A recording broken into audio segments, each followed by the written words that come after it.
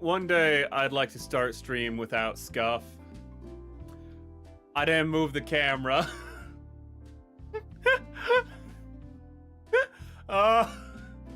Let me finish setting up, then say what we're doing for today.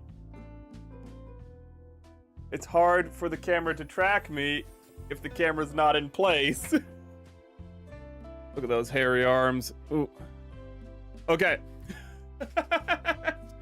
So we have multiple things to go over before we start. Welcome, Ricey. Welcome, Opus. Just real quick, we have this week, at the end of the week, Zam, the Engram Plus. Yes, we have the Engram. This came in the mail today. I'm very excited. We'll get to it, you know, in a decade. If our building schedule is anything to go by, we'll get to it in a decade or so, you know, as you do. So the Engram is the big thing. This surprise, I got the Pat Labor's Engram. I'm really excited for it. It's a thick boy. You can't tell how far back the camera is because, you know, perspective, but that's how thick the box is. That's a thick boy. Ooh. Never I come for the scuff. They got the correct screen at least. Ooh. Yeah. Well, yeah. Ooh. At least I am on the correct screen. You're right about that. But this is something I'm really excited for because this is just a real great. It's packed full of, like, you know, little things. Like, it has a RoboCop holster in its leg.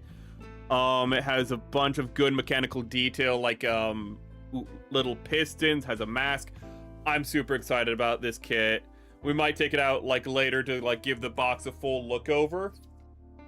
But the real thing we're here for today is right there. The Reckless Ben situation has finally gotten an update. So we're gonna look into that, and that's gonna probably be like the first half of stream. What's the second half of stream gonna be? I don't know. Reading the Pipkin Pippa Dojinshi. I don't know. We're not gonna actually read it, but we're gonna cover that too today. Ooh. Oh! I just realized I didn't update. Hold up, let me update what we're doing today. I've not used this screen in a while. Can't even find it.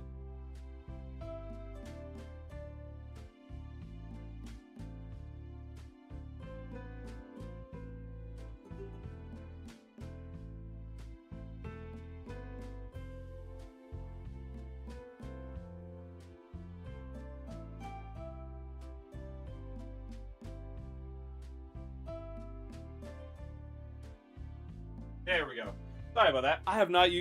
We have not used this probably not since, actually I think maybe since the last time we covered Reckless Ben. My camera, I just realized, is blocked by the other camera, so it's still not tracking.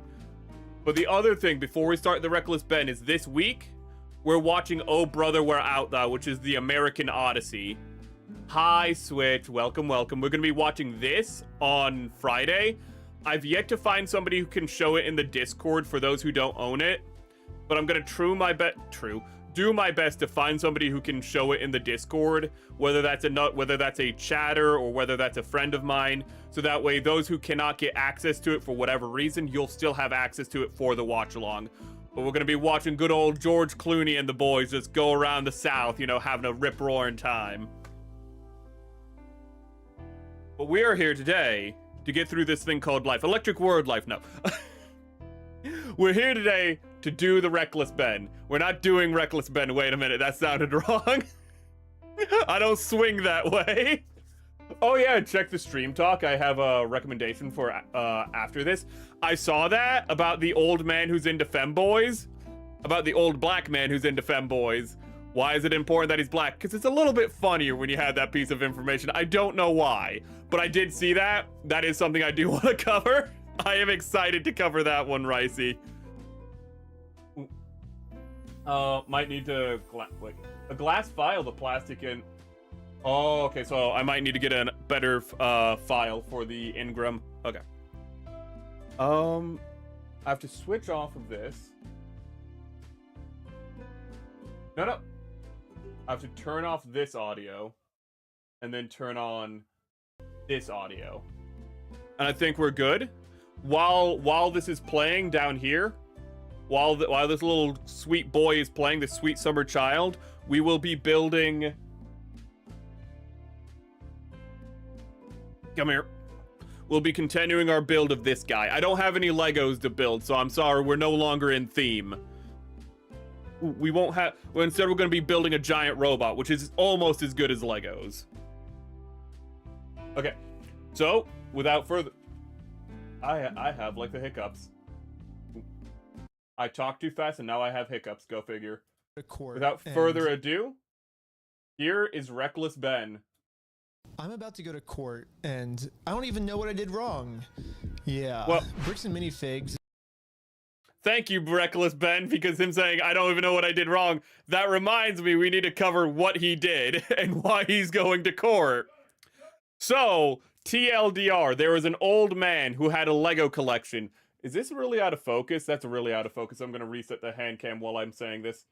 There was an old man who was, had a big Lego collection.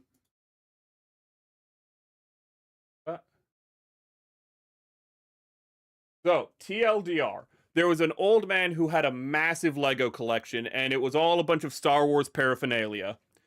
It was like, he had Millennium Falcons, he had N1 Naboo starfighters, he had it all. And he was old, and he realized, you know, he's not an Egyptian pharaoh, so he can't take it with him to the next life. So what he did was he contacted a local bricks and minifigs chain store near him, and he signed a contract, and he made a deal with bricks and minifigs that they would resell his Legos, you know, for like a, you know, I don't know what the split was, but let's say 50-50, you know, 70-30, I don't know. But they would, you know, the bricks and minifigs would have the Legos and resell them, and whenever they sold them, they'd pay him for the Legos. Pretty simple stuff. However, just about like a few weeks into it, or a few months into the deal, abruptly, the owner of the store was sent off to Spain. Yes, they were sent all the way to Europe, and then new owners of the store directly from corporate took over. Which is kind of suspicious. Like, what? So this was a chain store, and then corporate took over, you know, at some point. And there's footage of this happening. And then when corporate took over, they said, what Legos? What Star Wars Legos? When the old man called, he's like, hey, is the Lego deal still on with the Lego, like, with the Star Wars merchandise? And bricks and minifigs just went like, there are no Legos. There are no Legos in Ba Sing Se. And so for, actually the son of the old man, because the old man got sick. And I think that might be part of the reason why he was selling the Legos, to finance his treatment. I don't know if that's the case. Don't quote me on that. But bricks and minifigs just said the Legos just no longer existed. They weren't real anymore. There were no Legos. There was never a Lego deal. And this continued for weeks, if not months, until a YouTuber called Reckless Ben found out about it. And he has both criticized and, to a certain degree, admittedly harassed the company to get this attention for, you know, people to know what's happening. And it's been one big, for Reckless Ben, a marketing stunt to make marketing really bad for bricks and minifigs, so that way they give the Legos back. It's all just one big thing for Reckless Ben to get the Legos back for the old man. And bricks and minifigs has now come out after months of this, have admitted, for months admitting there were no Legos, say there are Legos, but they will only give the Legos back if the owners of the Legos disavow Reckless Ben. And that way, if they disavow Reckless Ben, bricks and minifigs can sue Reckless Ben, and by suing, can sue Reckless Ben and just take him for everything, like pretty much make an example out of him. So even if this happened, so pretty much they can do this again in the future, let's be honest, allegedly. They want to make it so they will, because there's a lot of evidence they do this a lot, where they will, you know, resell Legos but not tell anyone, that they will take Legos when you bring them in for appraisal. They'll like be like, oh, this is a good minifigure, and they'll pocket the minifigure. There's a lot of scummy behavior from bricks and minifigs, to be honest. And so but after months of saying there's nothing that they've done wrong, they finally admitted they have the Legos, but will only give them back if the family disavows Reckless Ben, and they want the disavowal of Reckless Ben so that way they can sue Reckless Ben by himself. Because right now, Reckless Ben is working for the family. Okay, so they're going to be involved unless they disavow him.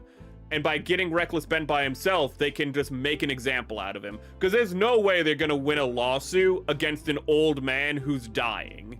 You know, there's a saying in law school, you never sue, what is it? You never sue, what is it? The elderly or cripples, I think what it is, because people are sympathetic towards them, as cynical as that sounds.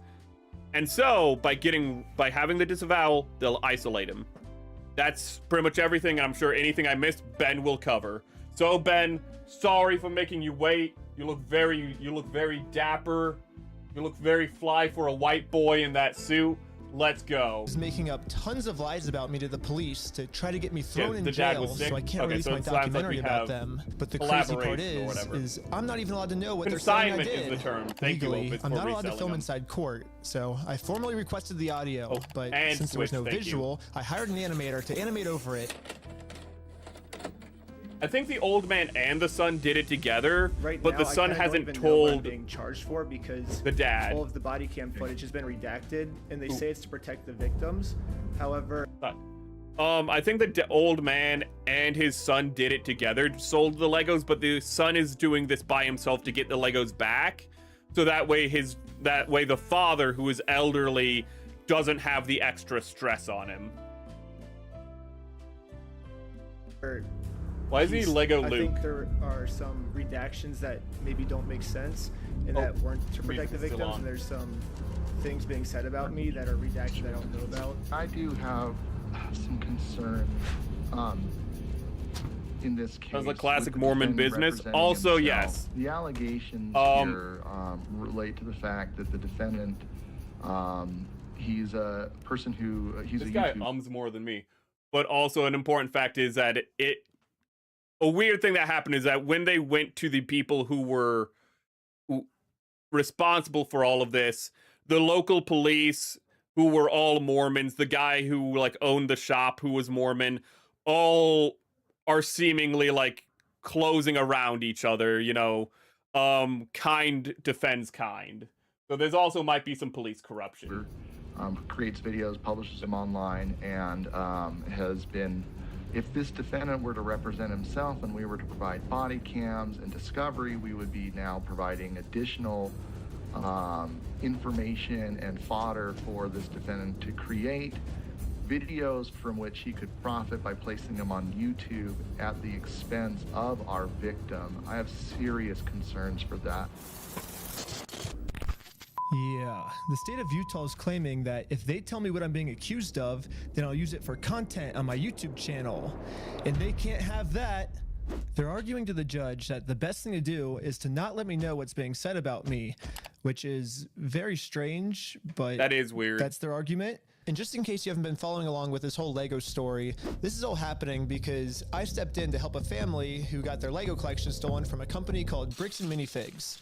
And for the last couple months, this company's been doing whatever they can to get me arrested so they can keep all the Legos for themselves. And this isn't even just me speculating. One of their own employees literally told us what their plan was. I got a call from my boss, and it was like, how do we get them arrested? How do we Dang. get them arrested? But Oh, yeah, he also eventually, did a Bricks and cult Minifigs ritual found to out that I'm recruit not one of just the some random employees. kid. I'm actually you know, a YouTuber average making YouTuber a stuff. documentary on the entire scandal. So the YouTube guy is named Reckless Ben. I don't want to be on YouTube. Yeah, this is when things really started getting crazy.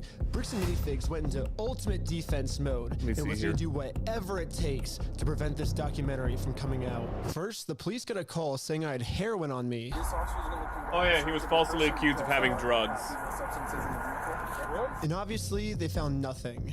But then they And got a the call heroin saying that accusation I was the one that also stole the used to get Legos. rid I was of- swatted by the entire police department. Included in the warrant are Legos. And we all got arrested. But right when I An important thing about the heroin accusation is that's also how they got rid of the original owner for the Bricks and Minifigs like store that they sent to Spain.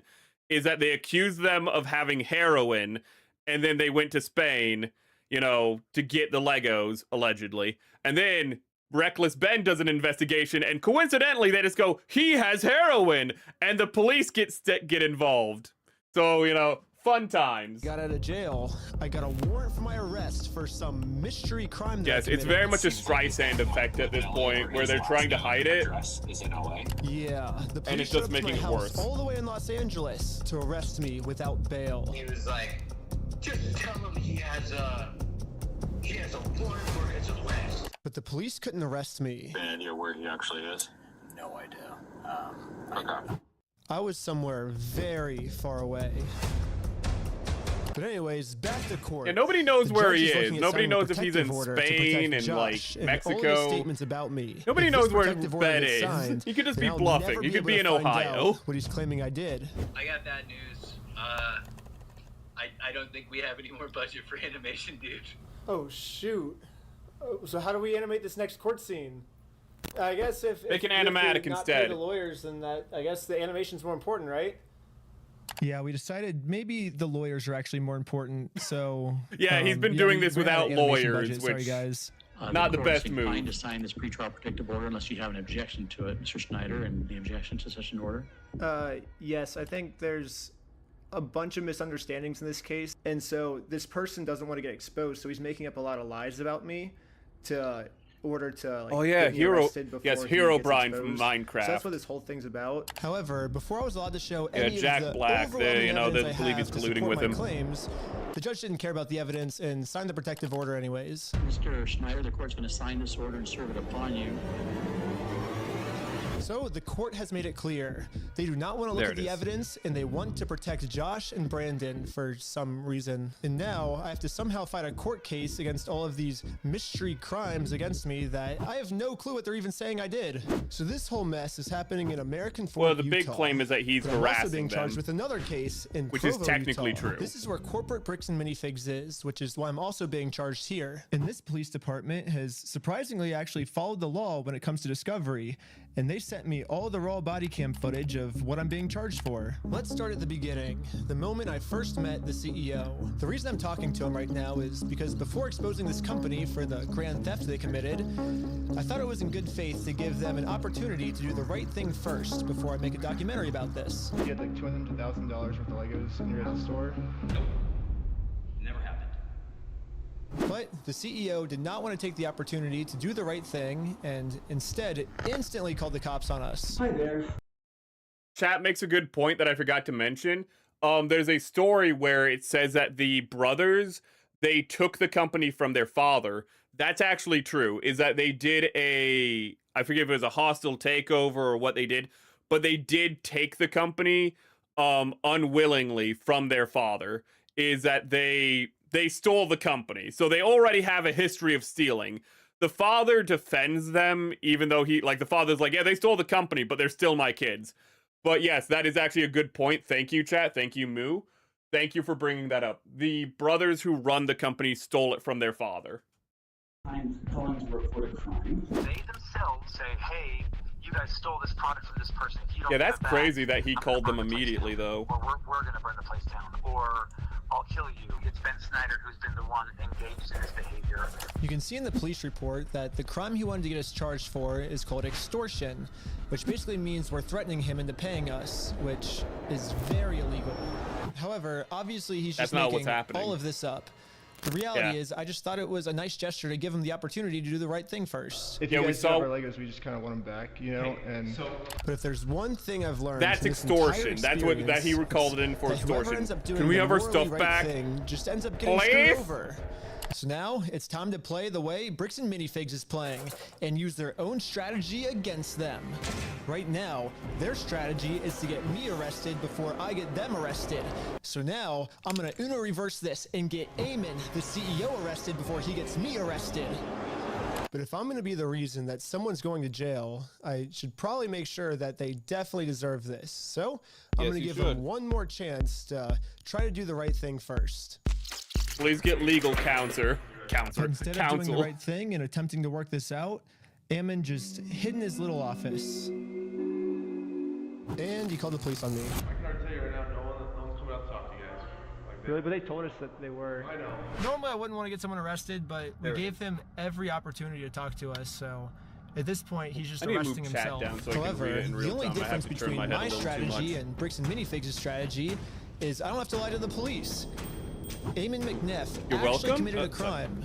I have tons of crimes on camera. Thank you again, Moom. That's a better way of saying it. Let's start at the beginning with crime number one. There's so many layers to this case. So you guys are holding some of our Legos? No, we're not. You're not? No. This is them doing the whole denial. So who's they will admit to it later. Okay, and who is that? He's a guy who had he had like $200,000 worth of Legos in your guys' store. Nope. Never happened. Eamon was first trying to the fact that he's just like, he doesn't ask for clarification. He already knows this accusation. Bricks and Minifigs store. But once we showed him all of the social media posts his own company made, it was very obvious that we just caught him in a lie. I wonder if the company can be taken over some. And now the story is the Legos used to be in the store. It's a private company, so no, there's no like, you know, public way to do it. Before they took over the store. We don't have the Lego. Crystal sold the Lego. The only problem is their security. So now he's like, we don't have the Lego because the Legos are sold. These are ones that not that, but he was before saying that it never happened. This was never a deal. If I don't have my tickets, I won't know how much I need to pay him. You have Mormon people you consider family, and they are some of the best people I've ever met. But despite any of these enclaves existing in America, where the ideology group basically has a cartel, Mormons are mostly harmless people, but there are sometimes like these guys where anyone can be bad. You can see her leave the store with nothing in her Anyone can do good, anyone can do bad. We're still in the store, and the CEO is lying to us right now. But that's only one side of the story. I also thought it was fair to hear his side. You sent a bunch of pictures of the Lego still in the back, and you can see in the security camera footage, corporate comes and throws her out. Like, great. I understand what you're talking about, but you have a misunderstanding of what has occurred, and you're taking water isn't wet because I said so. Pretty much that's the guy's argument. The party that's responsible, and you don't want to because that's not easy. Look at that douchey mustache. You have accepted a narrative that is not real. And you are continuing to. If you're not coming out with cowboy boots with that mustache, you can't wear it. You all sorts of clout and does all sorts of things that way. So basically, what the CEO is trying to explain to me is we shouldn't be looking at the evidence. Instead, I should just be taking his word for it because he said so. Crystal Law was a former franchisee of Bricks and Minifigs. Yeah. She took Mr. Mansell's Lego, sold it, didn't pay him. She has his money. But she sold his Lego, she has his money. To make it easier for you guys to understand the CEO's argument, we're going to demonstrate now his Crystal did sell Legos, but she has paid him for the Legos that she sold. Sir? You have a misunderstanding of what happened. Yes, this is the exact argument the CEO is trying to make. Something we just saw in video, the CEO is saying never happened, which would mean the CEO's lying. And most people would agree that lying is morally wrong. However, if you lie about a crime, the way Eamon's lying to me right now, then that's not just morally wrong anymore. That crosses into new territory called illegal. The specific I'll stop him right there for a moment. Chat makes a great point. The guy has a Snidely Whiplash mustache.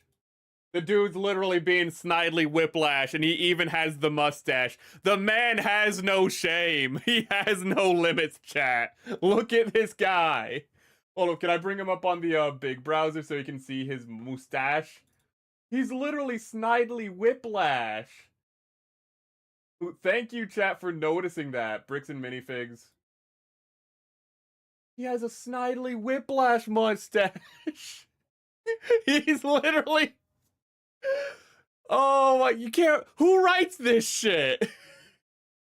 What the fuck is this story? Trying to make. Something we just saw in video, the CEO is saying never happened, which would mean the CEO's lying. And most people would agree that lying is morally wrong. However, if you lie about a crime, the way Eamon's lying to me right now, then that's not just morally wrong anymore. That crosses into new territory called illegal. The specific crime is called obstruction. If someone commits this crime, they can get arrested. We're at the police station, and we're going to charge him with a criminal crime, obstructing of evidence of A Yeah, $200,000 the mustache comes Good with news doing for evil. us, You're right. We found out last week that all of the police in Utah take a rite of obstruction passage. very seriously here. The police arrested my friend Sheldon for obstruction just for locking his phone. Right now you're attempting to destroy evidence. Okay, put your hands behind your back. I was just locking my phone. You're under arrest for obstruction of evidence right now. The crazy part is, the police didn't even have a warrant, so Sheldon locking his phone was 100% legal. But the police arrested him anyways because that's literally how serious the police take obstruction. Remember, when you crimes write, here. it has to They be do not believable. mess around when it comes Even to if obstruction. reality So is now, rarely such. Just imagine how angry the police are gonna be when I go into the police station and tell them that someone is actually, for real this time, committing an obstruction crime. And this obstruction crime is on a much bigger scale. Later, the police called me saying that they were going to do a police investigation on this. Hey, Benjamin, this is Officer Halpern. That's good. I told the detective the entire situation. He was saying that this family's Lego sets were never even in the store, like all of this stuff, and it's all documented. I have video of all of him saying this. I think he's like falsifying evidence, and I think that's obstruction. You think the original owner might have stolen a little bit? I Maybe. think the plan is finally gonna work. Looks like the CEO is going down. But then if that was the case, I feel like the company would just throw her under the burn down the bus. building and shoot him. They themselves say, hey, you guys stole this product from this person. If you don't give it back, I'm going to burn the place down.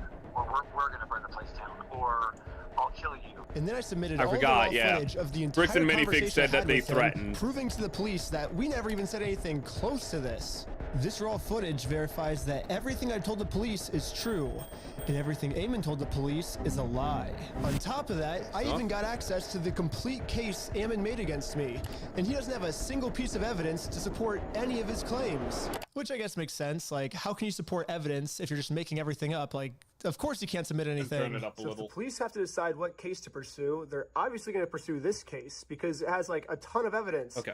And then they're going to throw out Eamon's case. It has no evidence at all. The person you're trying to reach is not available. Hello, my name is Ben Schneider. A couple months ago, I made a case, and you were the officer that was helping me create it. I submitted a bunch of evidence through a link you sent me, and this was a couple months ago, and I haven't heard anything back. And so I'm just calling to see if I could get some type of update on how the case is going. It's about the CEO, Eamon McNeff of Bricks and Minifigs, in an obstruction case. And so if you could give me a call back at your earliest convenience, that'd be awesome. We're sorry, your call cannot be completed. Yeah, literally no matter what I tried, I could not get a hold of this police officer. So I'm traveling all the way back to Utah to go back to the Provo police station in person to see how the police investigation against Eamon is going. And I just so happened to get a hold of the police schedule and arrived at the exact time this officer was supposed to arrive. Wait. But before I could speak to this officer, one of the other police officers called into the front desk and asked to talk to me. Really? They said he was going to be here today at 3 o'clock. There's always the chance that they might have called out sick or something. Is there any way that you can like check if he's here, or? He's definitely scheduled to be here. Like I said, they might have called out sick or something. Are you able to look and see how the case is going? All I really want is kind of just an update on the case.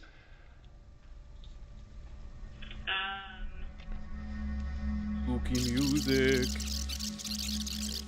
That's not something that I can tell you over the phone. That makes sense, because it'd be you can't even just tell me confidential. like how it's going, like if he's still looking into it, or? No, I can't.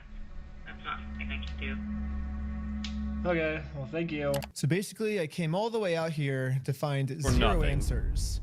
But eventually, I did find an answer. They sent it to me in the mail, and looks like got I was served? right. The police only had time to take on one of our cases, and it was Eamon's, not mine.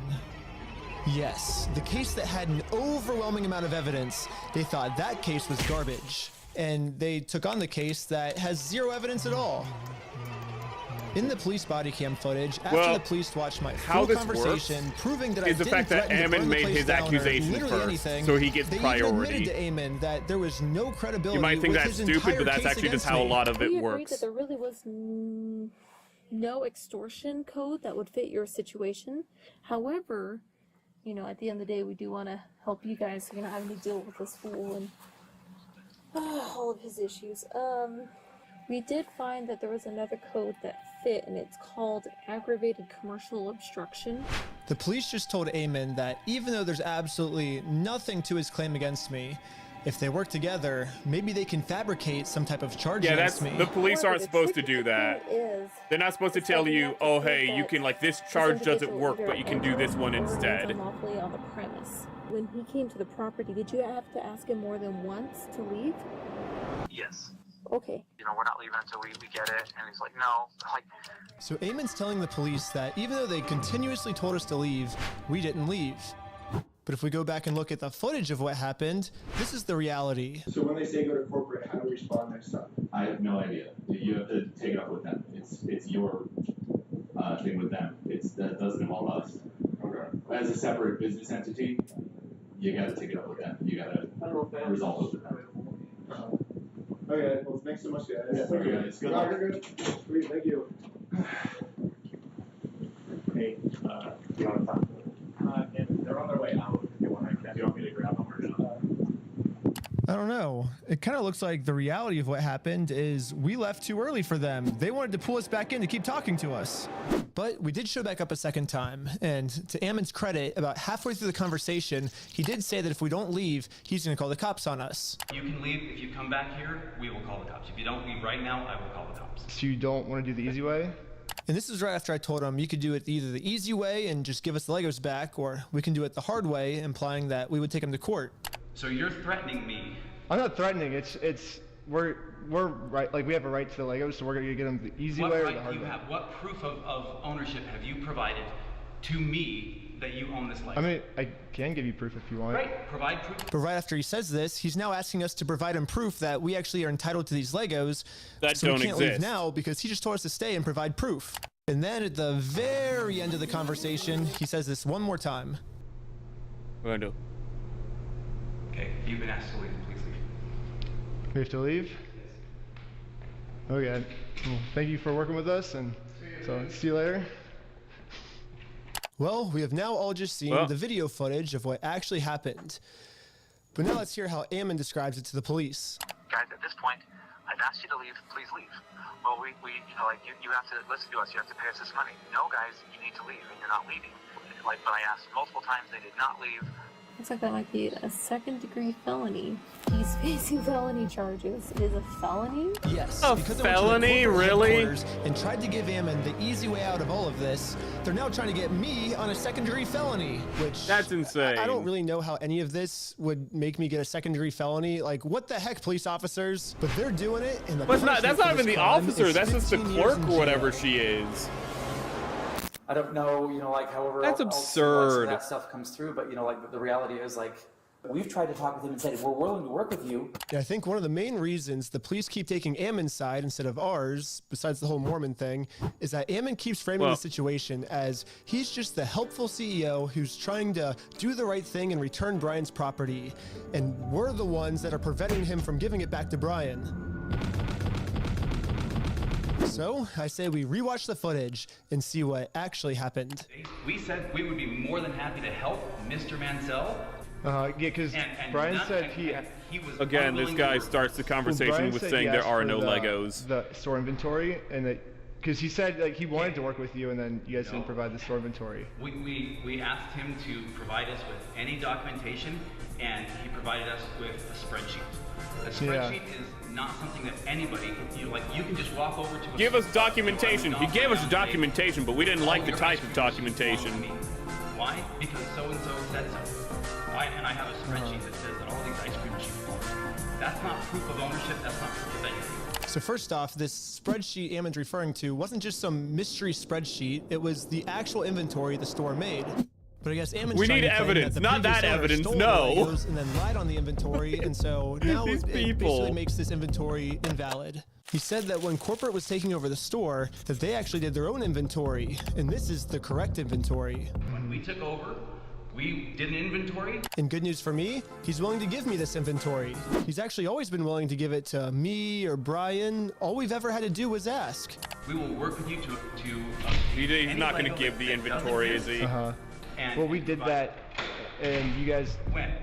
I think we emailed like 5 or 6 times, and we've gotten 0 response back. He did. He asked for the Literally inventory the first thing earlier. I did right when I heard about this entire situation was I googled Bricks and Minifigs, clicked on their website, clicked contact us, and sent them a message. I actually got a message back from corporate saying that they would love to help, but after a few months, I kept trying to reply to this message, and they just completely ghosted me. Yes, that's also something they We've would done, do. like 6 over the last Pretty much the tactic to get away with this stuff, just because it's gonna come up, is they deny, admit, and then ignore. You know, they'll be like, okay, we'll work with you, and it's like, cool. And then they don't work with them, and then, you know, Ben calls them up, is like, hey, you said like you admitted to it, and now you're gonna work with us. What can we get the Legos? And they're like, oh yeah, no, we're sorry. We just need to get all the Legos in order. Don't worry about it. You know, call back and like, don't worry. We'll have all those Legos ready for you next week. But don't call us. We'll call you. And then, you know, a month passes. They never call. And then Ben calls them, and he's like, hey guys, you said you'd call us back. And all this is like recorded, by the way. Ben has all of this recorded. So, like, this has been a big back and forth where they will make a promise and then just, like, they deny, admit, say they will work with Ben to return the Legos, and then go back to denying. It's just a circle of that. Deny, admit, offer assistance, deny. It's really annoying, and the whole tactic is like, can we just do this for long enough where Ben will become disinterested and leave? 4 or 5 months. Pull it up. Find out. Tell me when. Oh, sorry, I hit my mic. I say like, hey, I don't think this ever got resolved. I'm just reaching back out right now, and never. Hit forward right now. Resend it. What's the email? That is a. Okay, there's I don't the know piece what I email need. address that is. That's. This was on your guys' website. That says fbc.team. I said franchise at bricksandminifigs.com. Well, another thing they did website, is they put the blame on the Did franchisee. I look up something on the website and send it there? Well, did I say that? And then we'll like. Well, that's why. And that'll just be another form of denial. Did I say that? No. I just said send me an email to franchise at bricksandminifigs.com. And we will work with that. But you're getting mad at me because I emailed the email on the Why website? send an email? I'm right here. So I understand that, but I'm telling you right now, and you're trying to argue on something that I didn't give you any information about. I'm telling you, send it to that one. Yeah, but you're like getting upset at us that we emailed the email that was on your website. No, I'm telling you the way to do this, and you've been probably trying to communicate with a ghost. Well, that's your guys' fault for putting that email on the website. Sure. Okay. Understood. Ben, so why are you getting mad at us because we emailed the website for your instructions? You harass us for all sorts of things. I'm not getting mad at you. Well, we're not harassing. We're just asking for our Legos back. This isn't the harassment. If someone stole money from you and you went and politely asked for the money back, is that you harassing them? It seems like Ammon kept either trying to stall or switch the subject. I don't like how this guy's name sounds like a demon. I'm pretty sure there's a demon named Amon. What? He keeps saying he's willing to give it to us. You guys can send that inventory Again, who list to writes us? this shit? I do believe so. Yes. I think we have sent that to Brian. He says he said that's all he wants. Wait, is the there's inventory no list, and way. he'll stop like bugging you guys. Well, then I need to Mr. look Mansell, something up. And if you want to be included on the emails with Mr. Mansell, that's totally fine. You guys can email us, and we can go. But you back guys will give him the inventory list because he said he's been asking for it for over a year now. We can show the inventory list that was obtained when the store was I can't believe this shit. taken over from Crystal. I need to pause it. Work through that process and try and identify what. Chat, this guy doesn't only have a snidely whiplash mustache. This guy's name is Amon, which is like 2 letters away from being Mammon, which is the devil of greed. Who writes this shit? Fucking Tolkien write this shit? Okay, I need my greedy villain to have a name. Inhales from pipe. He's a man. He's a man named Amon. I cannot. Sorry, he's a man. He's like the demon of Mammon, but even less of a man. Amon, I have it. Was or wasn't there, and also try and identify. This isn't real. Yeah, I think Brian gets upset because He says. Oh no, it's they only always one. say His they'll letter send me is the list, one. kinda like how you're His name saying, is "Oh, one we can letter send it easily." away But then from when the it comes down to devil it, you'll of never actually greed. Send it. So maybe if you actually go ahead and This send isn't it, real. would make him feel better. This isn't real. I understand what you're trying to get His at. name's I'm more Amon. than willing to work with you and help you. If you put an M What in I'm the saying is front. send an email to that email address that I just gave to you. I can't believe and that this. will produce results. Anyways, I sent an email to the email he told me about, not the one on their website. That's a Doesn't bad seem email. real. Don't ever email that one or the CEO is going to be pissed. But according to Ammon, now that I've sent this email, I also should like be Office receiving the Space. inventory list very soon. Thank you, So, I Kojima. waited all day. And I got no answer. So, the next day, I sent them another email. I patiently waited again. I can't. For about a week. I can't believe his name is Amon. And finally... That's This is the insane. response. Mr. Schneider, BAM Franchising Incorporation will not participate in any form of communication that appears designed for public provocation, harassment, or manipulation of facts for the purpose of media content. Attempts to obtain Of course. privileged or confidential information through misrepresentation or the creation of fraudulent documents. Just for me asking for this inventory list to prove their innocence, because I want to give them the benefit of the doubt. I want to be like, hey, if you're innocent, I want to prove that you're innocent with this inventory list. But now, by me trying to do that, that's criminal behavior on my part. And considered harassment. And we reserve all rights to refer such behavior to appropriate legal authorities, It's now, aka the cops. So don't ask for our inventory list, or else we're gonna call the cops. Yes, Bricks and Minifigs Yeah. has officially banned me from ever asking for this inventory list again. And I'm not the only one who's banned from asking for this list. He promised us a full inventory right away. We've never received it. Yeah, and every time it's been There's other people now. We're getting more people involved. So we've never gotten anything. We've never gotten an inventory list. Or these? Yeah, the previous owner who got her entire store stolen from her by corporate. I mean, she's legally required This is to the get sent an previous owner. inventory list, and even she, 2 years later, has not gotten it yet. It would have resolved everything because they would have had to identify everything in the store, and it would have identified all of Brian's stuff, and they never provided it, so we couldn't then demand the third-party evaluation. And it's now, what, a year and a half later? There's, you know, who knows what. Still no inventory.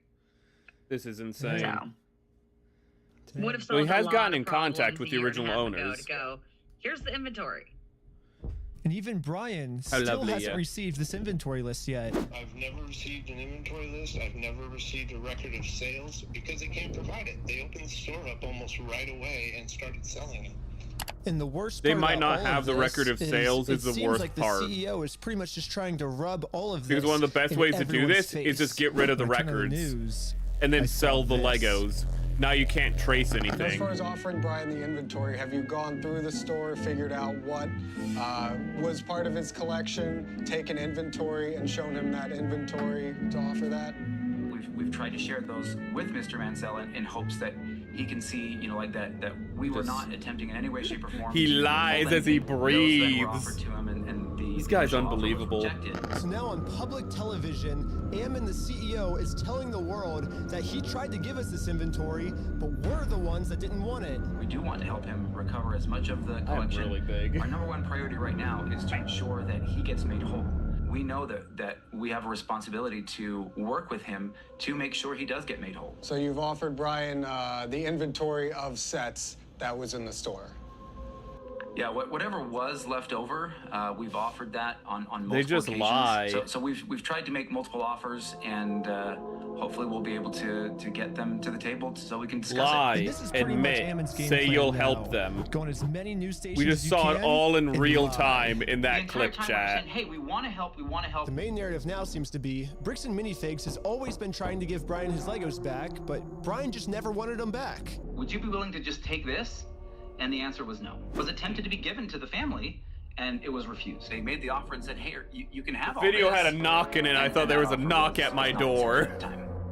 Well, that's Ammon's side of the story, but I say let's take a look at what actually happened. I don't know how he's so comically evil. That is our correspondence. I don't know how the universe just told. Everything is telling us this So right guy when is this just happened, evil. Brian hired an attorney to reach out to Bricks and Minifigs. They sent an email saying, how should we proceed to retake the possession of the set/minifigures? And they actually emailed back saying they were willing to help. And then after this, they just never respond. Again, so Brian's attorney sent them they another admit email. and then following up on ignore. this, when can we pick up the sets? And they still didn't respond. So the attorneys emailed back saying, it's now been 16 days. How can we get these Legos back? And finally, It's they received a insane. response. It says Brandon Best and Joshua Johnson have no legal obligation to return any of the Lego product that exists in their store to you. So yeah, basically they're saying that they're the ones that are not able to work with you. This is But it legal, seems like- mind you. Exactly. They finished this email So that's saying, them "We admitting consider to it this and then matter saying, closed "No, we and will won't not give be it back." returning any Lego products to you." So as you can see, that's the reality of what actually happened. But then Ammon goes on Fox News and says this. So they actually did have an attorney send information to us. We said, great, appreciate this. Let's see what we can do to work this out. Yeah. And then we never heard back. So why is Ammon going on like Fox News then and saying I "We fucking wanted to hate this give company Brian's so stuff back." much. He's the one that didn't want to. How give are his they stuff this back. He evil? didn't want any of his things. That's my point. I don't know. He's lying. Chat also got confused by the knock. I believe in the sentiment of integrity, and I believe everyone should Look at have those integrity. eyes. But anyway, There's no The soul. CEO seems to be pretty upset Look about at those is black that eyes. when Brian kept demanding his stuff back. He's and just couldn't a get it back, demon. Eventually, he had enough, and he was like, "I'm gonna make a Facebook post about this." And in his Facebook post, he called Bricks and Minifigs thieves and liars. And this Facebook post, like, really pissed off Ammon. I mean, Bricks and Minifigs is literally suing Brian now for millions of dollars, all because of this.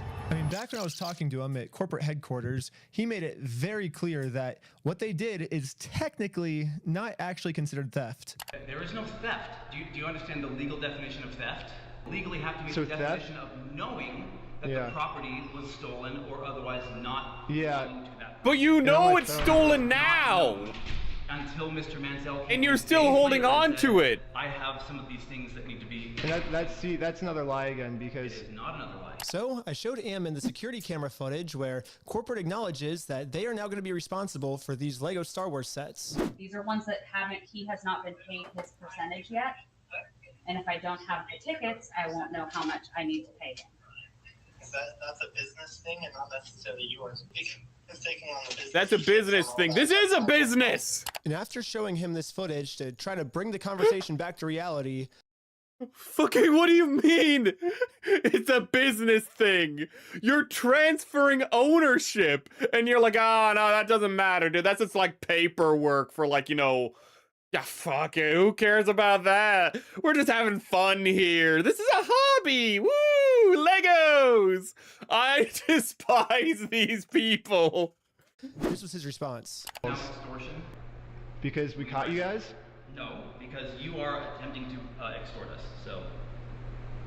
How? What's the extortion? What you are To doing get right back now is property? illegal. It's an extortion. That's not extortion. So catching you guys in illegal activity, that's illegal on me. Nope. We have done nothing. See, I agree too. I agree. despise Nope, it's this not illegal man. on us. We Thank you have for. done nothing illegal, and you are doing something illegal right now. I don't think that's illegal. I think us catching you guys for The doing fact the that illegal he's thing just jumping doesn't to make that this what we're doing is illegal. That means what you guys are doing is illegal. means he's...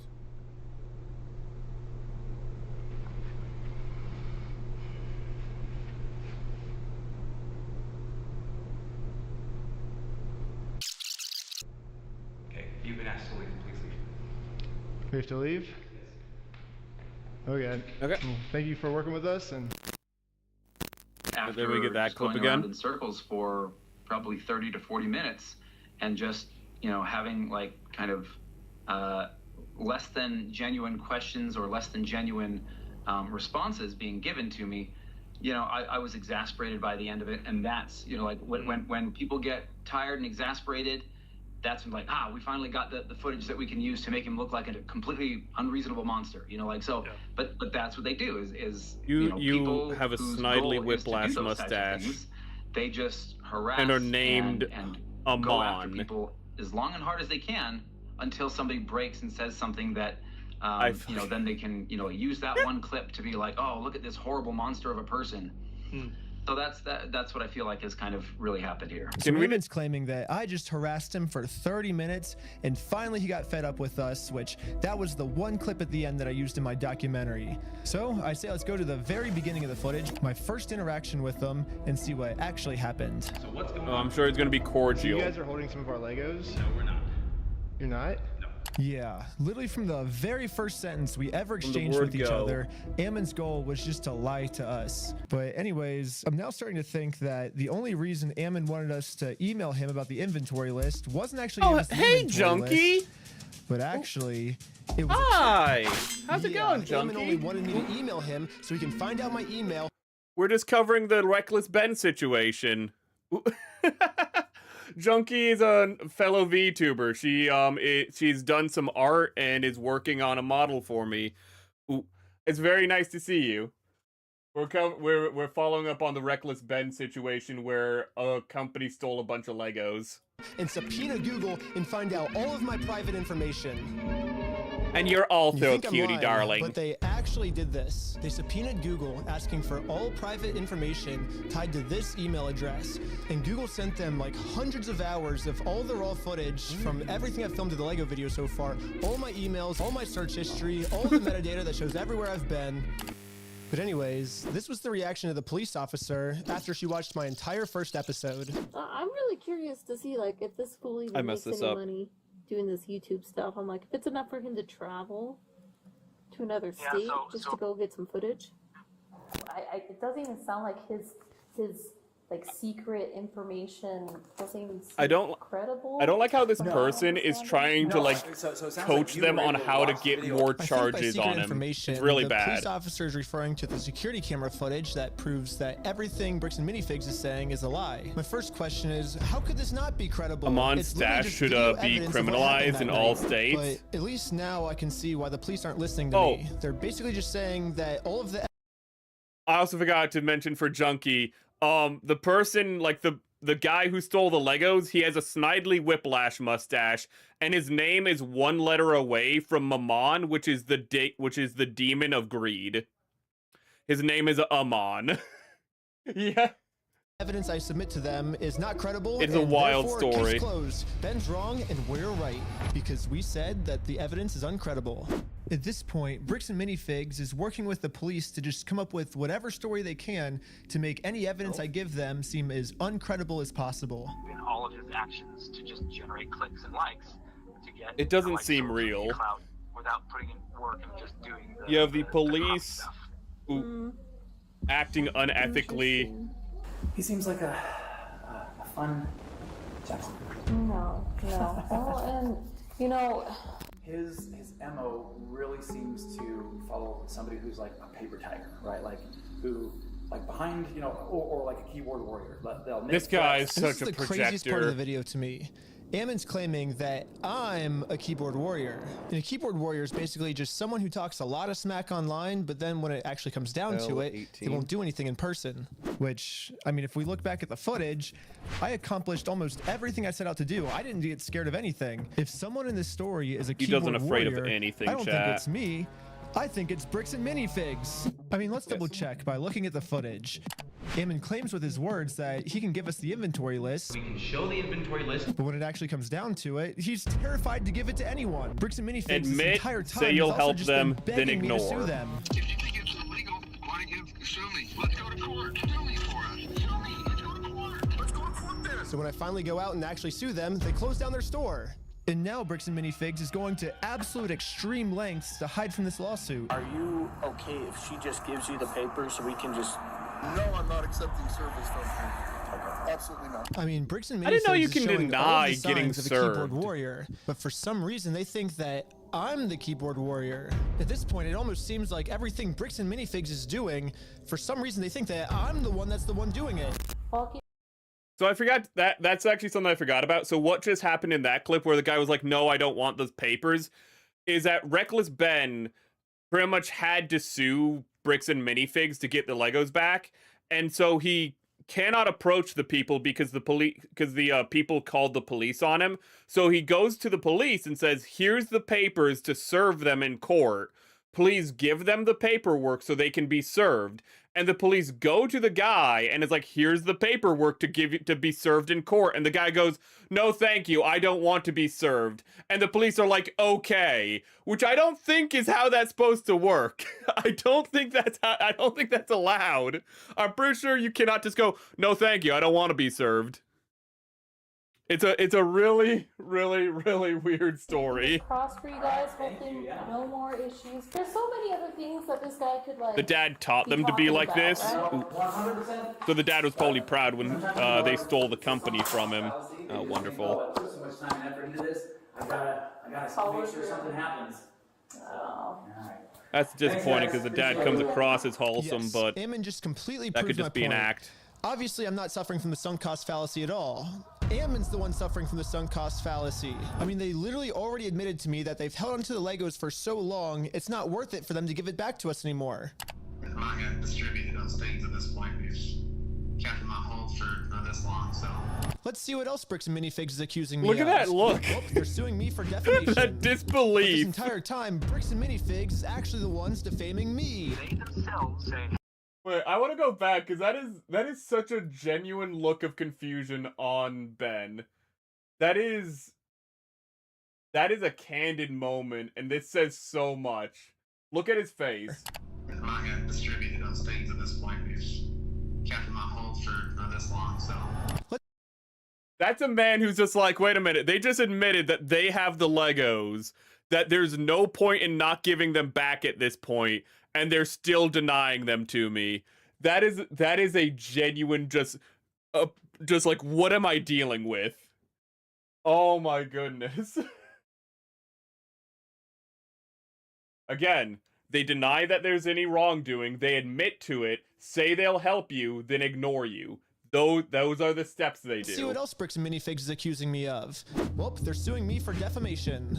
But this entire time, Bricks and Minifigs... That's true, the guy does claim they're fake papers. They themselves say, hey, you guys stole this product from this person. If you don't give it back... But again, I don't think the police can just be like, "Oh, we're not going to give you the papers then," because then it's negligence on the police's part. They're actually extorting me by saying if I don't So let it's them still steal the wrong. Legos from us, they're going to make up a reason to throw me in jail. Yeah, they didn't check it. I stole They the just were like, Legos? "Oh yeah, we believe you." Dang. Okay. Oh yeah, Amon accused him of stealing the Legos. Not publicly, but here. RICO charges. They're charging Reckless Ben for RICO. I think Wait. it is more What's likely RICO that again? the police are guilty of RICO, right? And if you look at the CEO's previous businesses, he actually got sued for RICO. As if He's the one legal guilty of system RICO, cares. Not me. They're also accusing me of sending a sniper to shoot out the windows of the McNeff house. Okay, that's a fuck. Okay, we're gonna have to. We'll address that in a moment. I was just gonna pause to say a big problem in the U.S. legally is that court systems favor whoever brings charges first.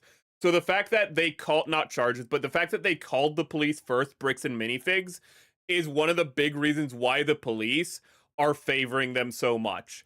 Pretty much if you're the person who goes to the authorities first, they'll just be like, "Oh yeah, you're the one telling the truth 9 times out of 10.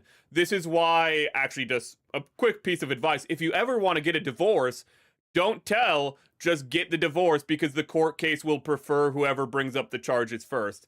It's a misconception that, this is such a random tangent, but it's a misconception that divorce courts prefer women. What actually happens is that the women are the ones who bring up the paperwork first, and so they prefer them because they come in first. That's what, like, just our legal system does, from, like, calling the police in this situation all the way up to divorce. I'm using divorce just as an extreme example. But whoever comes up first, whoever contacts the authorities first, whoever puts in paperwork first, gets preferential treatment.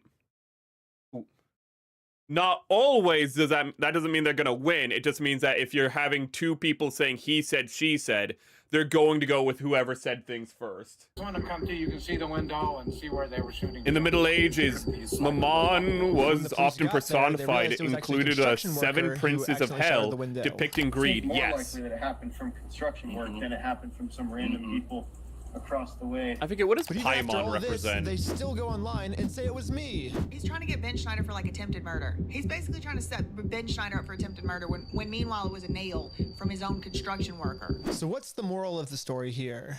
It looks like everything bad Bricks and Minifigs is doing, they think that I'm the one that's doing the bad thing. It makes no sense. Oh. So, just to let you know, we call it a double blind. The person who committed the crime may or may not be in the lineup or depicted. So I will give this to you. You'll have as much time as you need to choose someone or to not choose anyone. Whenever you're able to feel that you have ID'd somebody, I just ask that you circle it and then initial next to it. He's gonna circle Reckless Ben. And then, like that? Perfect. Okay. There you go. Okay. Cool. Really, this was like the final step that I needed. This is legit. We've been able to verify who he is now. The police did check the paperwork and were like, and the guy was just like, no, it's still fake. And the police were like, okay, all this work that's to silly. verify the facts. When in reality, they already know who I am. They already subpoenaed Google. They already watched my entire first Lego video. They already went through all my search history. What's the To me, this revenge just feels like a clause? staged performance so they can show the world, hey, look, we verified everything. When if they would have just put an equal amount of effort into watching the raw footage I submitted to them, they would have found out that Ammon's just completely lying to them. But for some reason, they didn't. A few weeks later, when I ended up going to court, this was the state's response. My name is Nick Mielstein. I'm the prosecutor. Is Benjamin Schneider here? Yes. If you want to take care of that today, we could do what we call a plea in abeyance. Were you able to see the footage I submitted to the police of our interaction? I have not watched it, no. What is this? The Oscars? Did you see the movie in the past? The Oscars. You didn't have to watch the movies to vote on what got awards. This is not a joke. This was actually a thing in the Oscars until recently. But did you watch the evidence? Nah. What? Why would I do that? I'm a clerk. Fuck off. But the revenge clause is pretty much if somebody cheats on you, you can get extra money in divorce case, it looks like. Ooh.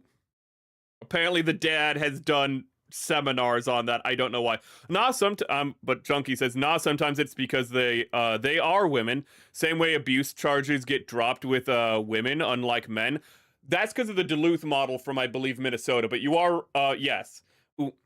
Sometimes the court system does prefer women, but a lot of the time it's because the charges are brought up by the women first. But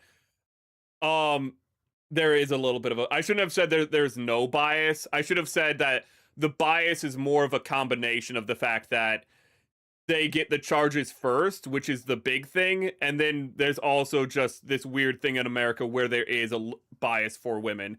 Women can do the same crime as men and then get lighter charges is just a consistent thing in America. You know, and you might be like, oh, like what? They jaywalk and they don't. No, they commit murder. And then a judge will have to specify, this has happened multiple times, where a woman gets the maximum sentence and the judge goes, normally I don't give maximum sentences for women, but I think you deserve it because you did an extra bad murder. I've seen so many cases like that where it's just like, why did you bring that up? The fact that normally you treat women better. What? That is a thing. I shouldn't have said that it's not a thing. I should have said that it's not the biggest factor. Thank you, Junkie. Ooh. But the Duluth model in America is pretty much what we use for domestic abuse, and it's when police are called out for domestic abuse, they just assume the man is like going to murder the woman. The guy, you as a man in America can call the police, and there is a good chance if you call the police for your wife abusing you, you can have a bottle you can have a glass bottle and shards in your face. And the police, when they come, are trained to arrest you and take you away from the situation. Because even if you're the person who is being assaulted, it de-escalates the situation by taking you away from it, is what they're taught. American abuse system is really fucked up. Thank you, Juggy. Juggy, Junkie. Thank you, Buggy, for bringing that up. Along with the enforcement of it. Yeah, there is sex-based biases in our court system. Let me catch up to chat before I restart the video. Revenge seminar. The Revenge Clause seminar. Their dad taught details how limited the distribution control to the general partner stalls creditors. This structure allows entities to block judgment holders, often leaving them with court-ordered awards, but no actual cash to collect. That's such a shit. That is such a shit thing to do. Oh, that is just. Oh, these are just slimy people, is all I'm hearing from you. It just runs in the family. I won't rest until the Pope has excommunicated Amon Stash.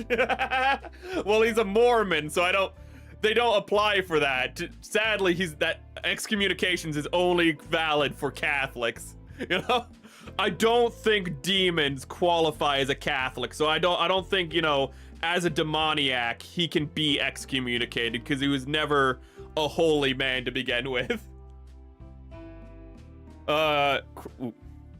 It's crazy they can't just fairly charge the fitted crime regardless of the gender. No, it's really annoying. OnlyFans murders are usually women. We cannot go on that tangent right now, but I completely forgot about the OnlyFans murder. There's been multiple, but there was I forgot about that an OnlyFans girl murdered her boyfriend. That was a story from like a month or two ago. I forgot about that. Kanda is bad too. Kanda kind of is also in the same boat. You're right about that for the legal biases. That was the point, to call me chubby junkie because it sounded like you said that.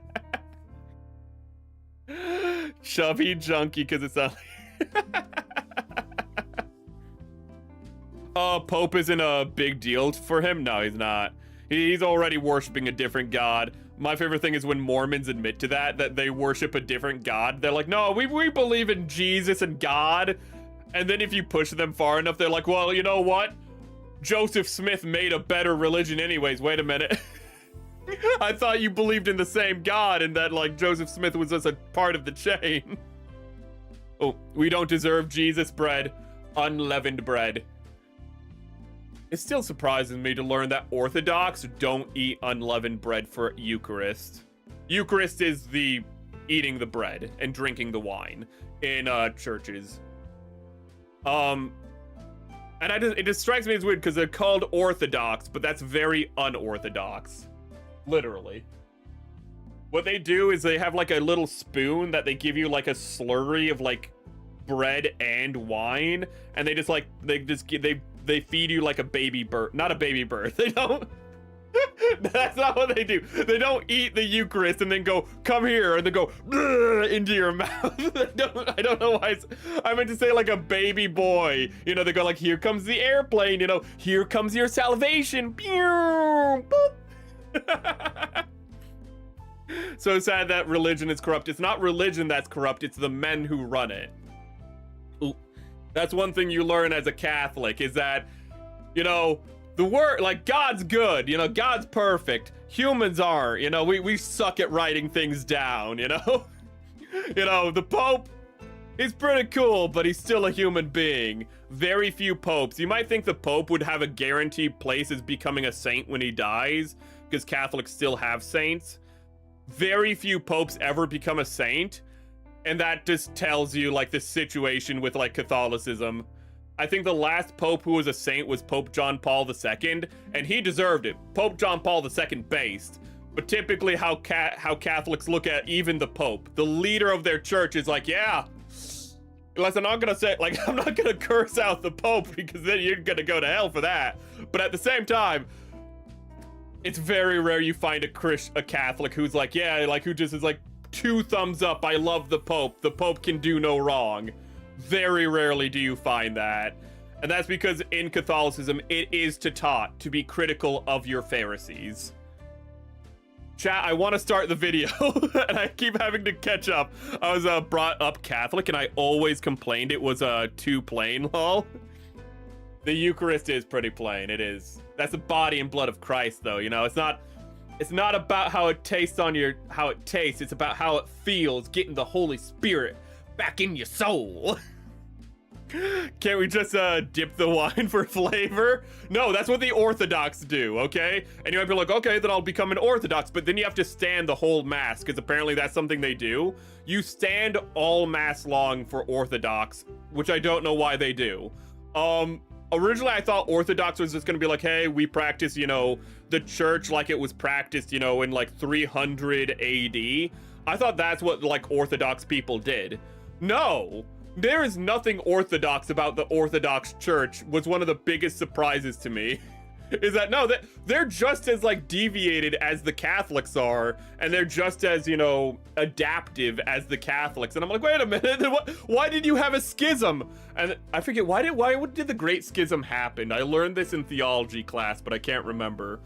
But in 1029 or 1028, the Great Schism happened that separated the Orthodox from the Catholics. And I cannot remember why. It was probably something really petty and stupid. Pope is still no big deal, honestly, for me, lol. Yeah. Again, Pope John Paul II, pretty cool. You know, Benedict? Francis? He kissed a hammer and sickle. Like, that has to be sacrilege. Like, he blessed sacrilegious iconography. That's enough said. And then the current Pope, he's from Chicago. You know, we haven't had a good one since, like, we had a Hitler Youth with Benedict. I forgot he was a Hitler Youth. Then we had a guy who blessed sacrilegious, like, iconography. And now we have a guy from Chicago. We have not had a good Pope in, like, a hot minute. We've had okay Popes, but we've had okay Popes when one of them was a Hitler Youth.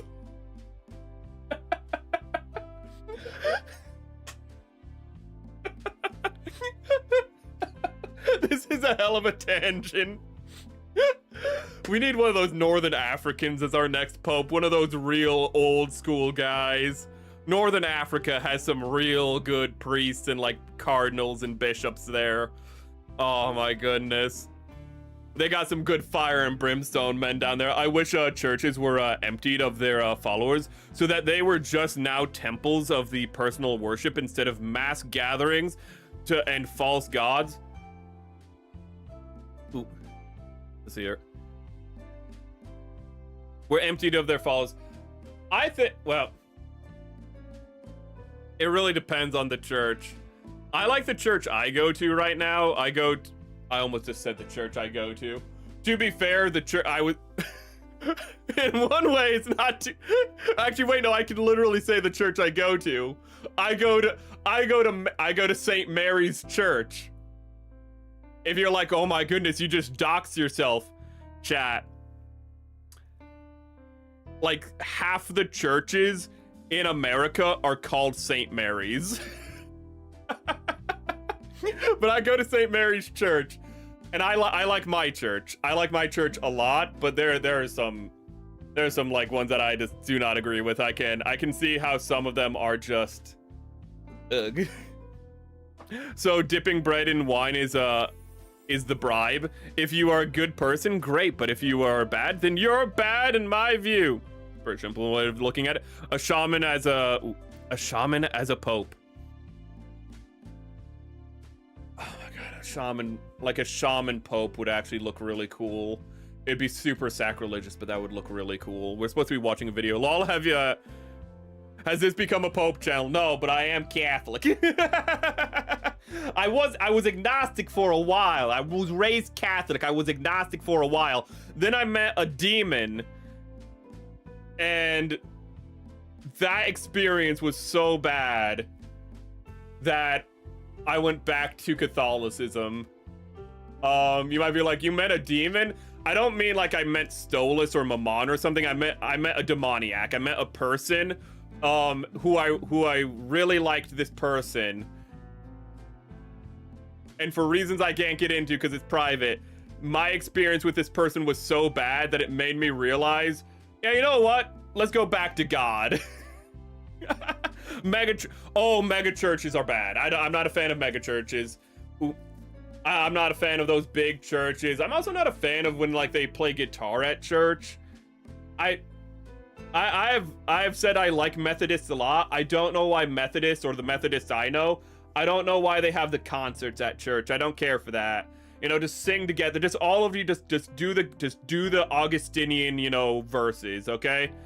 Just all join hands and go, God is good, God is great, hallelujah, hallelujah.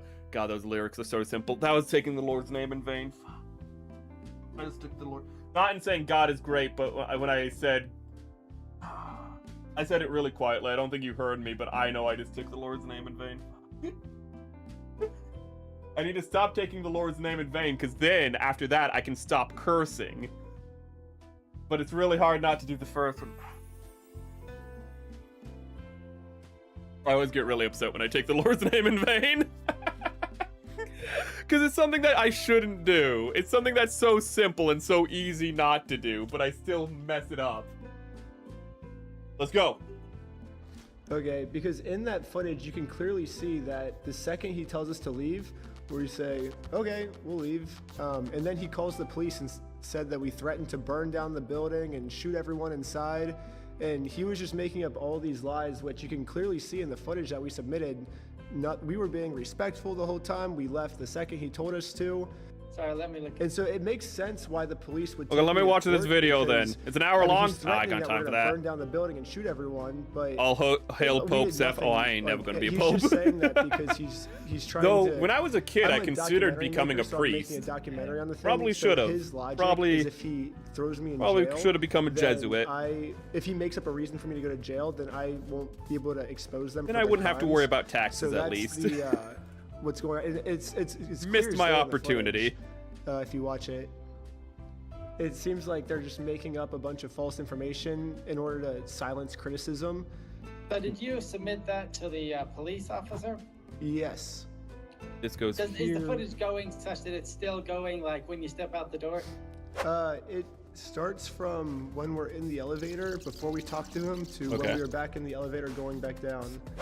So yes. Obviously a video doesn't necessarily show everything that possibly happened. So according to the state of Utah, the raw so he might video have gone shows back. Everything that possibly could have happened is not credible and could not have shown everything that possibly could have happened. And they didn't even watch their claim is they're literally just taking what the clerk, judge, whatever that person was, what they're going to say would have been after the video ends, even if, mind you, he would have said this regardless, even if the video went all the way to them leaving the building, the moment the video ends, they don't know if he went back into the building and then did the extra harassment.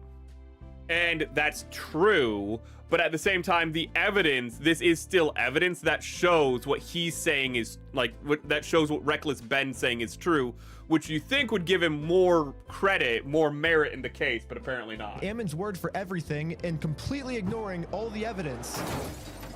So where does this leave me now? Not only am I being charged with a bunch of mystery crimes in American Fork, Utah, but I'm also being charged with a second-degree felony up to 15 years in jail in Provo, Utah. And now that they have written proof that I'm committing all of these insane crimes against them, I mean, obviously Bricks and Minifigs just made up everything, but that's not how the court sees it. The court thinks that these are real. And for whatever reason, the court wouldn't let me share my side. They only heard Bricks and Minifigs' side. Ben's side was not in the room, was not heard. The court signed an order erasing his published work on the strength of the company's verified complaint and the company's motion with no one there to say a word against. That's so fucked up. The company, we trust the company, so you know what? Preventing me from no evidence in defense. Which sucks because this was the night I hit 1 million subscribers and all my friends threw a giant surprise party for me. Good for you, Ben. Yeah. Now your followers would pay your taxes. They just keep spreading their lies about me, and I just have to sit in silence. And there's nothing I can do to stop them. It's crazy to think about how much public support I was getting. It's such this is all being done in gray areas. Legal cases and an internet crusade that is just exploding. A $200,000 Lego collection. This $200,000 Lego scandal is literally one of the craziest things I've ever seen. I think this might be the best video. This is all such a cluster. One of the crazier stories I think I've ever covered. Run by Mormons. Legos. Reckless Ben. Reckless Ben. It really seemed like the entire internet was uniting to stand up to this bully of a company. Bricks and minifigs can stuff it. Brick by brick. Brick by brick. Stupid. Brick by brick. Okay. Don't answer that question, really chat. like that was a rhetorical question. But I was wrong. Now the court has silenced me. And it looks like all the work I put into this was just for nothing. He was given a gag order based on all of this. However, people were pretty upset that I was silenced and decided to protest. It sucks that I'm not even allowed to be a part of this movement anymore.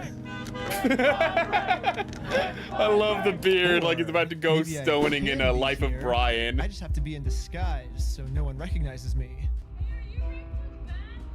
No. Alright, I'm here with, what was your name? I'm Jerome. Just here to support the cause. Jerome! Just an American Fork local. Here to support. Here with Jerome. I spent the rest of the day protesting for the cause, and not a single person here recognized who I actually am. The Lego And maybe the Joseph protesting Smith. worked, because after a full month of remaining silent, That actual image, I think, might have been taken from a Twitter account. Guys anymore, because I have my freedom of speech back, baby. I can say whatever I want. Yeah, I can say bricks and minifigs sucks. I can say bricks and minifigs such old people. And look, I just said it. I'm not in jail. Oh, that's a light. I was like, what is happening on my screen? He's on a And now that I tower have and it's freedom of lighting up. speech I was so back, confused. Everyone is wondering how Bricks and Minifigs can make up for the fact that they made up all these lies about me to take away my freedom they're not of going to speech. address Most it. legal experts are saying I could easily win millions of dollars from Bricks and Minifigs, but instead, I have a better solution. If I want they the wanna Legos back. apologize, they can say that they're sorry by doing the chicken dance. Speaking of And I will take that churches, as a sincere form of apology. this is a And, church. once they do the chicken dance, then I will know that Bricks and A Minifigs run-down is sorry, church, but and we can finally move on to the next video series. That's a It'll be shame. Awesome. So you guys might be thinking, why do you want them to do the chicken dance? And there's actually a reason. So It's good this content. entire time, Bricks and Minifigs always says the right thing, but then their actions don't match their words at all. So I No. was thinking, well, if they get given an apology, they might say the right things, you know, but they're not actually going to mean it. So, by doing the chicken dance, I'm going to basically just be giving them another opportunity to do the right thing, not just with their I words, still have the music but on. with their actions. It's quiet, but And once they decide to do the right thing, then I'll move on to the next video series and never talk about Bricks and Minifigs again. And also make sure to check us out at www.westealfromoldpeople.com, because right now we have 2 new Lego sets for sale that you can buy right now. One of Joshua Johnson and one of Ammon McNeth. And we're only making 500 of each, and once all 500 of each sell out, we're never making any more. And you gotta buy them now, because someday they're gonna sell for like $1 million or something. They're gonna be collectibles. It's gonna be sick. Also subscribe to Patreon. You'll get tons of behind you should watch the Reckless Ben video on Scientology sometime. I forgot he also made a Scientology video. Patreon, you'll be the first to watch it. And also subscribe to part 5, subscribe to part 6, part 7, all the way to part 100. We're doing 100 parts. My lawyer said if Bricks and Minifigs sues me, which they've still not dropped their lawsuit, then it'll be at least 2 years and 52 weeks a He year. probably ran to Mexico, but I don't know if we actually know where he So went. come back all the way till 100. It was almost certainly Mexico. Oh.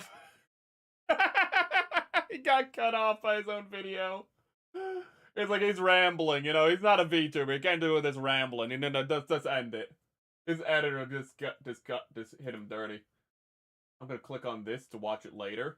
I wanna check his channel real quick.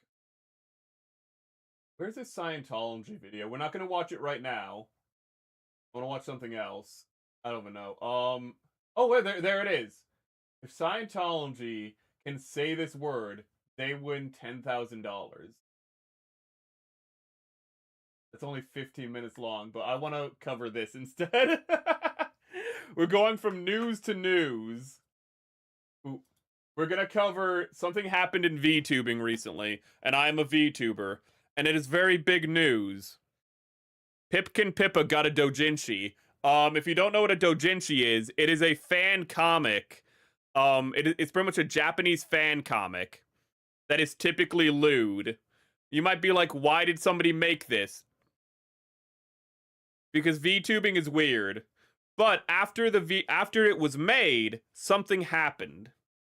After the video was made, sorry, not the video, after the manga was made, somebody went back, I don't know if it was the original creator or somebody else, went back and made Pippa brown. Because there is a weird, I don't even remember. I remember like being around for when it started. I don't remember why, but there's a meme where they just make Pipkin Pippa tan. I'm not really sure. I don't know why it's a thing. I don't remember, but they did it with the manga. This is the website. Ooh.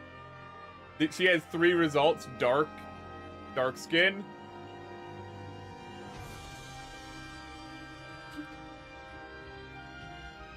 I forgot it's Walmart themed. It happened, a new Pippin Dojin variant. This is done by is it? No, not Low Effort.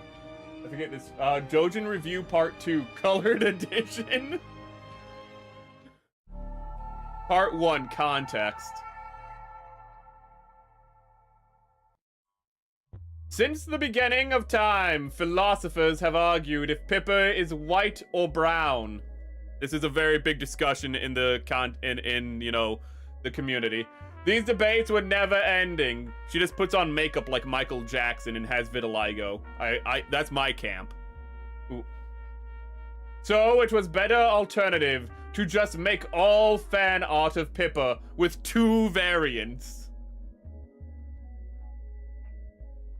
White and canon brown.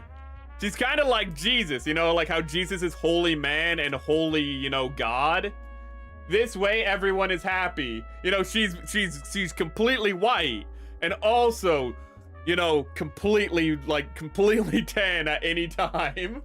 This happened with the Pipkin Dojin. Now people can ethnically goon. Ethically goon. I thought that said ethnically goon to a canon colored Pippa. And know that the brown Pippa is getting representation in Dojin form. That's what makes Pippa so powerful. She represents us all, chat. Whether you're white, black, human, or Brazilian, she's just like you. In other news, local beauty Cleo 8 looked at the Pippa Dojin. Oh, her fellow. Awesome Sauce Kirby. I've started a phase bet pool at work. I've got $20. The news not finished. On you getting a Dojin before Dizzy. What? Did she look at it on stream? That's gonna happen. Dojin? I don't think I'm gonna get a Dojin. Sorry. I don't think I'm that popular. I'm kind of surprised Cleo doesn't have a Dojin. I did end up reading the Pippa Dojin. I did. I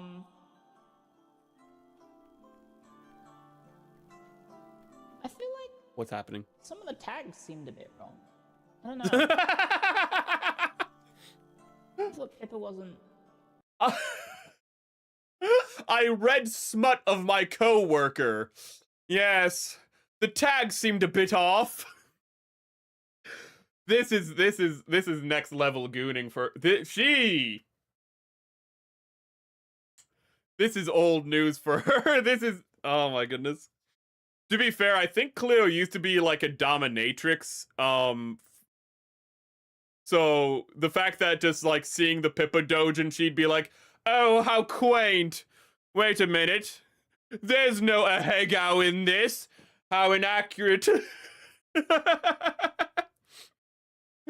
That tag's completely wrong. What they meant to put was a ho-gay. I feel like the tags were wrong. I have some old doujinshi from years ago when I was at a con. They had mini back then. Ooh. I hope they're good. Why is there a brown version now? The only doujinshi authors I know are Yamachagawa, because I like how he draws, because I really like his art style. Ando Hiroyuki, because that's the like really famous one. Tetrodotoxin. And I don't know if I can remember any others off the top of my head. Ooh. Hope you have a good day. Thank you. That was from ESL Clips. Great channel. They do ESL Clips. has a lot of fun clips of all sorts of things. He actually got started, if I remember, making clips of Pip and Kier, collabs. But it looks like he makes a lot of clips of just Pippa. Well, it's mostly Pippa. I think it's entirely Pippa. Pippa. I don't know. Pippa. Pippa. Wait, no, wait a second. That's not Pippa. No, Pippa's in it. Wait, never mind. Pippa. Oh, Pippa, Mari, and Kier. Pippa. Wait, no, Pippa. I saw it's in the title, Pippa. A Nitya clip. Oh, it took us a while, but we found a non-Pippa clip, chat. It's okay. Great channel though, very fun. Ooh. Sexy blur. Ooh. Clear's pretty cool though. I need to watch more of Clear. She's in Australia, so she has a bit of weird stream time. I think there was a time last summer where she talked about getting a really dark tan, and it became short of a meme for that. I thought it was since VTubing, my sense of time has completely been ruined. Because I was about to say, I feel like it was longer ago than that, but it happening around last year, mid-year, sounds exactly correct now that I think about it. Since VTubing, my sense of time has slowed down so much. The last 2 years have felt like 5 years to me. Which is a good thing. You want time to feel like it's going longer, not shorter. But it is still wild to me from just how slow things feel when looking back at them. How much it feels like you can look, when you look back, it feels like so much has happened. And you realize, no, a lot has happened, but it's been such a short period of time. Meanwhile, every day, I'm just like, what do I do? Do I draw? Because that's part of my content, technically. Do I edit a video? You know, if I stream, how long am I supposed to stream for today? Can I go a little bit longer? Do I need to wake up early? Do I do this? I'm constantly doing things, constantly improving myself, constantly working in one way or another since I started streaming, and I'm really happy about that. But in the moment, it feels like things are going so fast. Design-wise, I think she looks better tan. It contrasts with her pink. Ooh. The tan, I think that's also part of the reason, is that Pippa tan, it kind of has that, like, you know, Nagatoro feel to it. You know, so now you have a petite woman who's tan, and there's something that goes really hard. Phrasing. There's something that goes really well with a petite tan woman. Ooh. It's kind of like how the original Brazilian Miku's also petite. Originally, Brazilian Miku, she was petite. Now she's like a buxom. She's now a buxom, voluptuous, you know, like big bootied, you know, massive chested girl in like Brazilian Miku. But the original Brazilian Miku's was just Miku with a tan. There is something that goes really well with just a sporty, sporty. Calling Pippa sporty, that is not an accurate term in the slightest. But there's something that goes really well with a petite tan woman. Ooh. Let's see here. But it does go well. The thing is that when you make Pippa brown, it doesn't feel unnatural. And that's, I think, the big thing. I just realized that we probably have double audio, don't we? No, oh my goodness! I muted media player so we don't have double audio. Chat, I did something smart for once on stream. I didn't have scuff. Now stream will crash. Go. Oh my god, I am surprised by that. Pippa was probably mentioned, lol. God. But yeah, I never really thought about it, but like Pippa's never looked wrong when she is tan, and I think that's a big part of it. If you took like Kier and made her tan, it would look weird. If you took in the opposite direction, I'm trying to think of a tan VTuber, and the only one I can think about is the demoniac. Shit. I feel really dumb right now. A tan VTuber. If you took Scarlet from Niji Sanji, which is the only person from Niji Sanji I know of.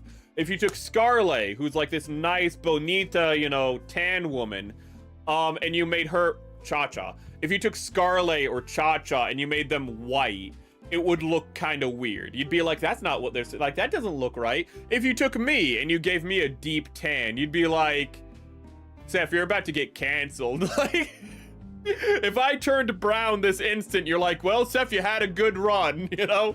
You had a good run. Looks like, you know, Twitter's about to cancel your ass. You're about to get doxxed, bro. You know? But Pippa, you take Pippa, you make her a rich, deep caramel, it looks correct. And I don't know why that is, because she is trailer park as fuck. Let's see, AIV, oh, what we got, oh, we hitting 100 messages with the bot reply, wonderful. Let's get rid of the bot. You gone, bot? No, I don't want to warn him, I want to get rid of him, he's a bot. There we go. Something about Pippa that just, I don't really know why her design goes so well with a tan. Oh, wait a minute. No, that's a Pippa clip. I was about to say, wait, this one's Cleo and Sheena. No, that's, okay. Is there anything else? I don't know if there was anything else. Maybe we should move to the other screen if there's nothing else. Wait! Ricey! Thank you for making a comment, because that reminded me. Shiranyu Flare, Tan, and Dark Elf. Ooh, you're right. Shiranyu Flare is like, she has dark skin as well. You're right, from HoloLive. Yeah, you saying Alpha remind me of who that was. Thank you. The Gundam models are, making Death Scythe. Is Gundam model No, I'm not making Death Scythe. I'm making the new Gundam. Did the camera break? Wait a minute. Broken. Okay. No, I'm making the new Gundam. I'm making the Master Grade new Gundam. We have a Death Scythe. Somewhere. I have a Death Scythe Hell, which is my favorite mecha from Gundam Wing. That one's not built yet. I don't know where you are, my beloved. It's somewhere. Could be right here. Under my desk. I'm not seeing it. That's the Shin Matsunagas. That's the Gundam Maxter. That's the Rose Gundam. Where the hell is it? It's up there!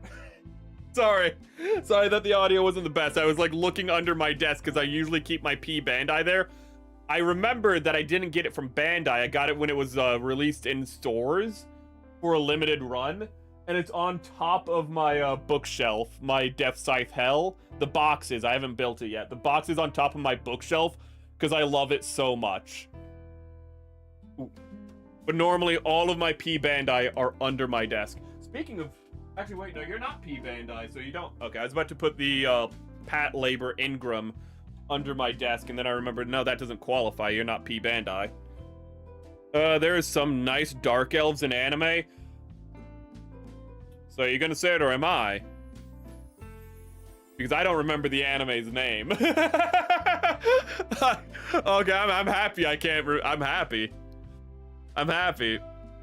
Now I'm trying to remember its name and I know I shouldn't. I know I shouldn't.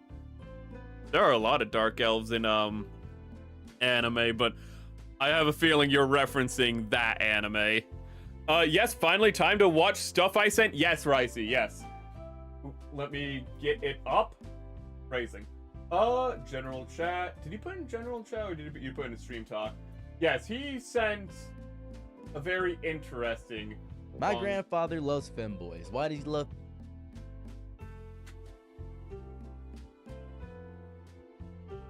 Just going in hard, I see. We're just starting off the gate. You know, we're like Gold Ship, you know. We don't wait for anyone. We're just going through that gate immediately. Going at it 100 miles per hour immediately. My grandpa likes femboys. This is gonna be a good video. This is from Seros TV. You can see it right here. I will put a link to I'll just put a link to the video. This is the video. I'll put it in restream so it goes into both chats. Even though I know that Twitch does not like me doing that. I do not care, Twitch. I am better than that. Okay. So, same, there's so many anime, I forgot. Lol, we can, interspecies reviewers has some, I'm sure. I was thinking of an inappropriate anime. Not in my defense, in my indictment, I was thinking of... I still can't think of it. Oh, I know her name. I remembered her name. Her name's Olga. You thought I was gonna go with Ingrid. No. You thought I'd go with Hell Knight Ingrid. No. Yeah, well, she's not an elf. Yeah. I have seen things I cannot unsee. Don't goon. Never goon. Oh my goodness. I remember back in the day when that was considered extreme. Kind of annoyed that more anime don't go the the style of Yamatagawa and have more realistic body types. By realistic, I just mean not as stylized, not the fact. This is a weird discussion. Why are we discussing Yamatagawa? Why are we discussing it? I don't know. We're gonna discuss Karen Chameleon next. Very wholesome. One of the few monogamous doujinshi. Luscious power of milky thighs and a femboy. That's what I did. It's something I did when we're gonna have to restart this video just so we have just this man's saying a lot of we were cursed hanging out. shit. My grandfather loves femboys. Why does he love femboys? Because I introduced him to the luscious power of milky thighs and a femboy. That's what I did. It's something I did when but we you're were supposed to like out, white we were women. watching YouTube on a Nintendo That's Wii. so It was a very fucking fun racist. time. It was I'm cool. sorry. However, because of the wanton need of attention that I have to post my stories online and tell people, people have found my grandfather, and he has gained a little bit of a notoriety amongst a few select femboy groups, and this has caused him to be negative $750,000. Now this is a big number. No, wait, That's no. $750,000. Now this is a No. He's lost $750,000. I do not believe you. I do not believe your well, actually, wait, no, he's an old man, maybe a boomer, at least Gen X. No, he might have lost. His grandfather might have lost $750,000 on femboys. I think that might be. In fact, I'm thinking of a Law and Order episode that has a very similar topic. But that was more about realty fraud, but still. It was more about realty fraud than, like, femboy fraud. But, it's like, yeah, everything else was the same. Old black man and whatnot. And this is life imitating art. Be negative $750,000. Now this is I've not gotten started on the new Ghost in the Shell. I'm watching Chainsmoker Cat too much. How do you lose that much money to these delicious, powerful, sexy, thigh shaking, thigh high wearing? His grandpa's an oil baron. Men? How do you do that? How do you do that? Well, I called him. I called my grandfather and I said, "Hey, how are things going?" Dang. He immediately Vampire Hunter D was your first? Vein of destitution. You could hear it in his voice. You could hear it in his jowls. He said, "It's bad." I said, "It's bad." Michael Jackson? He said, if you're "No, enjoying it's these worse streams, than that. by the way, Michael don't Jackson forget bad." to Oh my goodness, like Michael and follow Jackson, for more he had chat. court cases about his bad. I should have said really that earlier bad. in stream. He said, "I'm broke. Had to sell the house." broke. Sell the house. Now this house had been in my family for 3 generations. This can't be 3 true. generations. I was He did gonna not get sell the a house next, for hopefully femboys. God-giving. I was hoping that when my granddad died, I would have a place to stay permanently. That'd be outstanding, and then I could use that as an Airbnb or something. That's His for dad's my a boomer. Airbnb dream fantasies of being a landlord. Being a landlord. This guy's a millennial. But the dad's a boomer. We sold the generational house. What do you mean you sold the generational house? I just needed in my fix. I found a new addiction, femboys. Most boomer shit I've ever heard. Sell the house for a passing fancy. Okay, and then you have this guy. I know he's a millennial because they're like, I wanted that house, so you'd raise your kids in it. Kids, I don't want kids. I wanna, rent the home out as, and be a landlord. Fucking We have both boomers and millennials in this clip. Amazing. With horrible ratings on Airbnb was squandered. Ooh, anime was ruined. femboys. My passive income plan is I completely know been destroyed. I said, what's going on? What's happening? But I don't know any other femboys. I'm more familiar with traps. And sympathetic. That's just because no empathy, of like the era of anime I grew up with. Sympathy, anger. I said, okay, what's happening? I was trying to hold back my rage, but it slipped out a little bit. He said, well, you know those beautiful, sultry, this can't be nice, real. fair skin. This can't be real. Booties I've been on about. Yes, the bussy. I grasp it. I understand what happened with them. What's going on? I hear in the background, hey, baby. One of them's there. One of them's in the background. One of them's in the foreground making noises. Is this My real? money being ruined. Now, I want to point this out. I had this devious plan to get in the good graces of my grandfather so that I could be in the inheritance and the will to get a bunch of money coalescing in my body. However, I'm losing all that because my charity of goodwill, showing my granddad being more accepting of homosexual men, maybe even men that have a lot more feminine nature abilities, was backfiring and recoiling and blowing up in my face. This ruined my week. So he introduced his granddad to femboys to get in good with his granddad and get into the will, and now all the money that would have been in the will is getting spent on the femboys. There's like I think there might be a story in the Bible about this. I think there might be something in the Book of Judges about this. Well, I'm staying with one of them right now. I'm just ain't no using any way money I could possibly get to help ain't them no out. way. He's robbing the cradle. He's rocking the cradle. Help them out. So I said, where are you at right now, Granddad?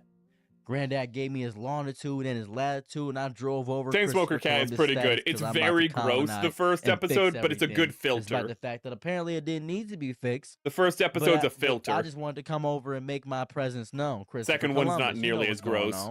I pop through like I'm entering the Americas, and I look around, and I see all these indigenous femboys. Not racially indigenous. They had been there before I had arrived, so I was trying to take over. They looked at me and said, you look just like the guy we have downstairs. There's 5 of them. 5, all. He has a basically the harem! same archetype. Very lovely, by the way. They looked amazing. Smelled beautiful in the household. Smelled like roses and lavender in the entire household. I was excited, and I was confused. I said, you know what? How do you guys afford this house? What's going on? Wait. Was a coder. Well, sorry, that him saying one of them was a coder completely took my brain off of what I was actually about to say, because one of them being a coder explains so much. That unironically explains so much. If the coder is also a furry, I might have to end stream this very moment, because I cannot live in this world. But what I was going to say is, if they're gay, are they still femboys, or are they just twinks at that point? Because it sounds like they're just twinks. And are you a femboy and a twink? Are twinks femboys? Wait, this is like a philosophical question. Only the deepest philosophy here. If they're gay, are they just twinks, or can you be a femboy and a twink? Because I always thought like you're just a twink. A femboy is like I've always assumed a femboy is like inherently heterosexual, which was what makes it like more of a juxtaposition, you know?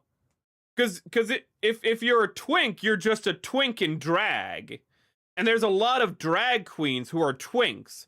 There's not a lot, like, that's just a common thing, you know? Saying that's a femboy, that's just a drag queen, though. If they're gay, well, no, you don't have to be gay to be a drag queen, though.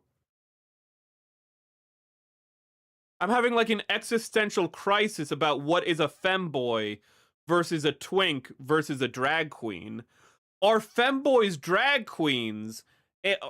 Are femboys a subset of drag queens? Wait a minute. Is the cat boy from ReZero a drag queen? He's straight. He's feminine, but he acts Okay, wait a minute. This is a deep line of thought. I never thought I'd be asking these questions. Chat, do you have an opinion on it? Second, you just introduced for Vice. For a dedicated veteran anime goer. I love anime of all eras, so I go all over the place, but also I have massive blind spot. That means people expect me to know anime like from everywhere, when in actuality I'll just know random anime from certain eras. That's just how all my media is. You know, I'll just start talking about like, you know, Columbo, and people are like, "Oh, you like 70s shows?" And I'm like, "No, I just watch Columbo and Rockford Files." And they're like, "Why?" And it's like, because they're good shows. Because they're good shows. What do you want from me? You haven't watched the Andy Griffith Show? And they're like, "You watch like shows from the 50s? No, I just watched the Andy Griffith Show. It's a good show." Same thing with anime, where it's just like, "Oh yeah, I love Gundam." It's like, "Oh, you like 70s anime?" No, I don't watch 70s or 80s anime. Fucking, what? It's like, I just like Gundam. Zeta's awesome. You know, I would be like, "Oh, Rurouni Kenshin. I love the terrible English voice acting." It's like, "Oh, you like 90s anime?" I don't remember any 90s anime, dude. I grew up with that shit. I don't remember any of them. That's the conversation with me in media. It's just like, "Oh, so you know about these other things?" No. "Oh, you like ReZero? So you like Isekai?" I don't give a shit. I don't care about, I'm not barred by genre or timeline. I'm all over the place. I'm everywhere and nowhere. Actual Serial Experiments, Lane was a first anime. Ooh. Have I watched Serial Experiment Lane? No, that's the one I keep meaning to watch. But I know that's a classic. Okay, I'm pretty dedicated veteran anime go. The second episode just introduced more Vices, aka friends of hers. Yes. You have, in the second episode of Chainsmoker Cat, go on a tangent real quick. We'll continue the video after the tangent. Tangents are important. Okay, they're the lifeblood of the stream. But in the second episode, they introduced a drug addict and a video game streamer addict. I felt attacked by the second one, who had anger issues. The second friend in the second episode, where it's just like, "Oh, hey, they like games." And I'm like, "Okay, they're not as good at games as they'd like to pretend." And I'm like, "Oh, well, they have anger issues and are really, like, they have really bad anger issues where they get really petty and will shout at the drop of a hat." They stream. Oh, fuck. They embarrass themselves on stream. Oh, shit. They can't decide on a name for the life of themselves. Oh, fuck. It's literally me. What the fuck?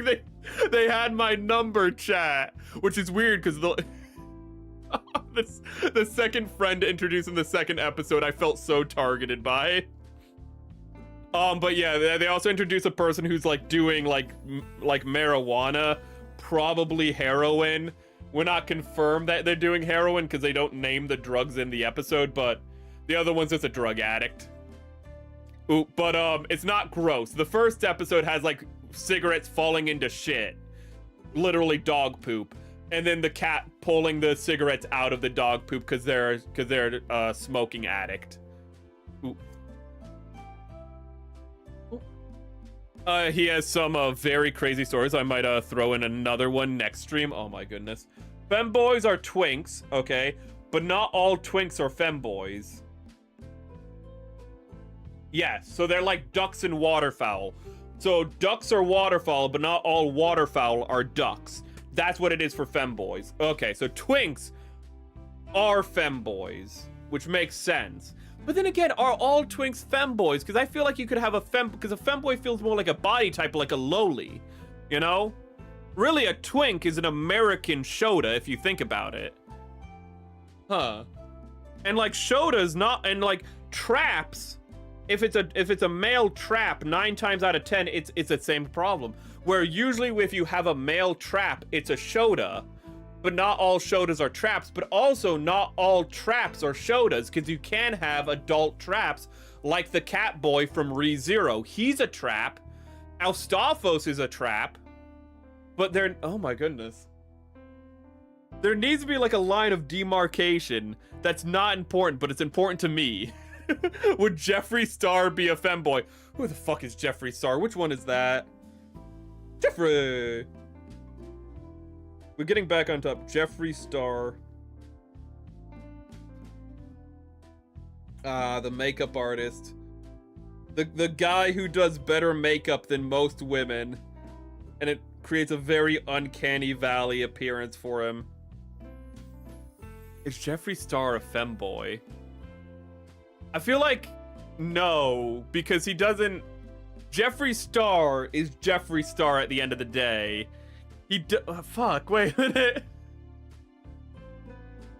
Jeffree Star is closer to, like, the father from Ouran Host Club, if you know that anime. Let me see if I can bring that up. Dad, Ouran... Who's a drag queen, but I don't think... But Jeffree Star is not a drag queen.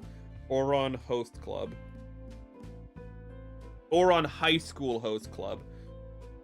Jeffree Star is closer to... I cannot show a clip on stream because Japanese media is super litigious. But Jeffree Star is closer to this guy. Ooh, yes, that's a guy. That's not a trans person. No, he's just a drag queen. The dad in Ouran Host Club is for, like, just a drag queen. Why not? And this is Jeffree Star. Great, amazing makeup artist, has his own line. I don't know much about him, but a great entrepreneur apparently, and very good with makeup. Let's see here. Femboy is just a guy doing feminine stuff, not related to gay or straight. No, that's a tom girl, and I'm sick and tired of tom girl erasure. A femboy is somebody who goes to the next level. Okay, a tom girl is a guy with feminine characteristics. Okay, taken from the word tomboy. Tomboy is a girl with masculine characteristics. A tom girl is a boy with feminine characteristics, okay? It's a boy who likes plushies or who likes, you know, cute things and whatnot. That's a tom girl. A femboy puts on a skirt, okay? That's the difference. All femboys are tom girls. Not all tom girls are femboys. That one is accurate. I am a bit of a tom girl, actually. I have a plushie collection as an example. I'm a little bit of a tom girl. I am not a femboy. I would break your dick off if you called me a femboy. Or a femman, I guess. Technically, yes. It's hard when there is too much anime, lol. Okay, wow, I'm really behind. Normally, I can just catch up. Okay, we are appreciate the tangents. Ooh. Normally, I can go back and just play catch-up because usually the chat's not moving that fast.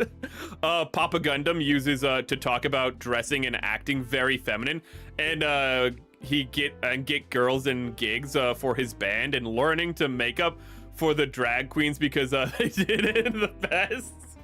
Drag queens do makeup the best because they have more. They have more of a hurdle to jump. To be fair, you know, disguising your jawline with makeup can be very impressive. What is that sound? I think my phone just rang or something. But Papa Gundam. That would be a dream collab. Ain't no way that would ever happen, but I'd love just to, like, pick Papa Gundam's brain for a moment. Just have him tell us just, like, the deep lore about almost said Chris Chan. He's not a Chris Chan expert. About, Darkside Phil. You know, he has such stories to tell. But Papa Gundam, yes. Papa Gundam has to be a tom girl. Papa Gundam's a tom girl. I don't think he's a femboy. He's a tom girl though. That's a certain of it. All femboys are twinks. But wait. All femboys are twinks. Well, twink isn't necessarily gay, is it? It's just often used by gay people. I just remembered that. Twink, oh fuck.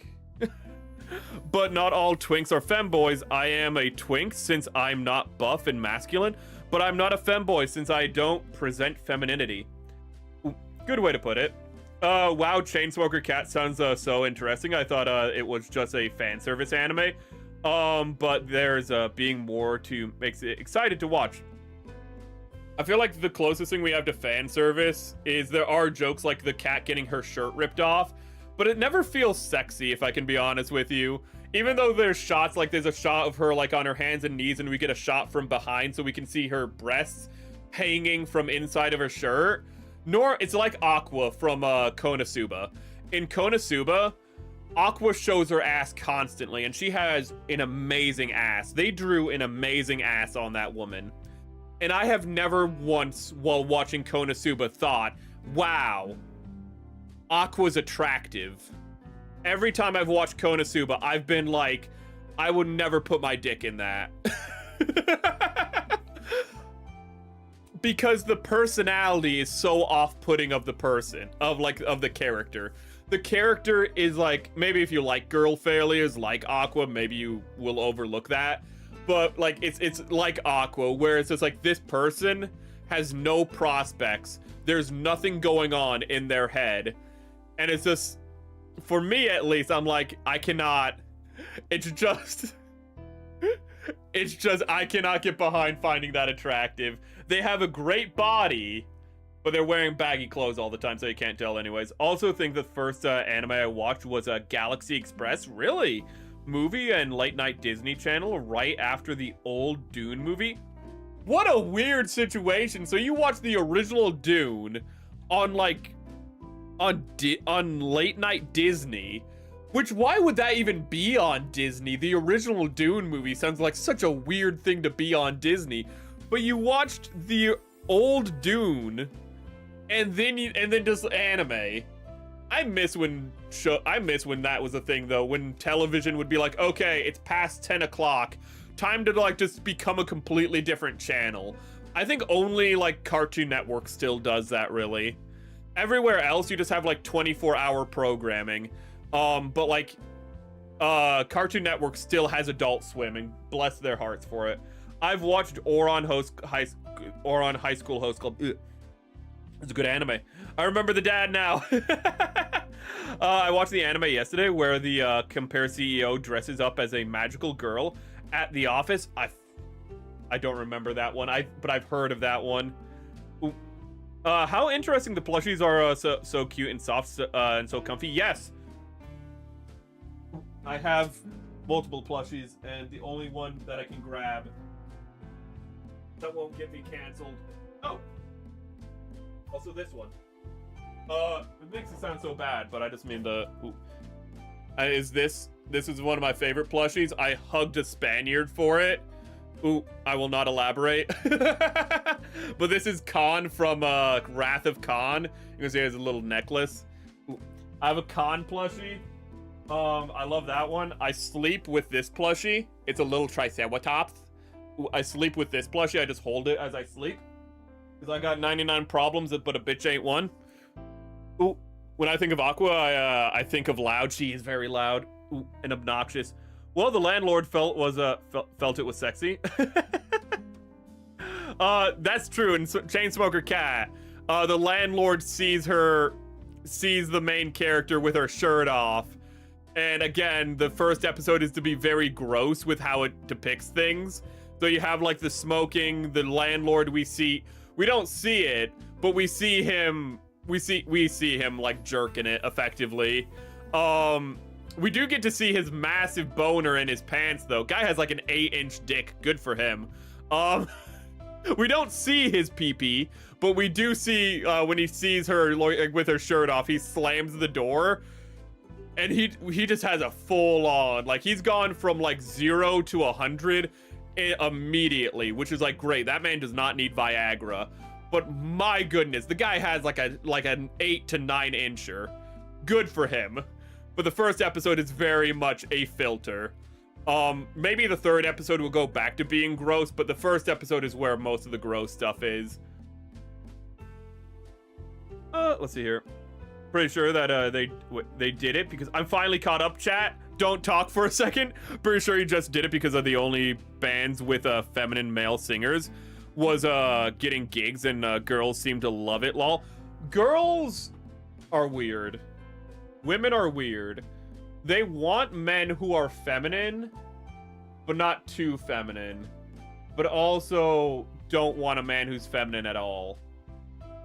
I don't get it. I don't like it. Women are weird.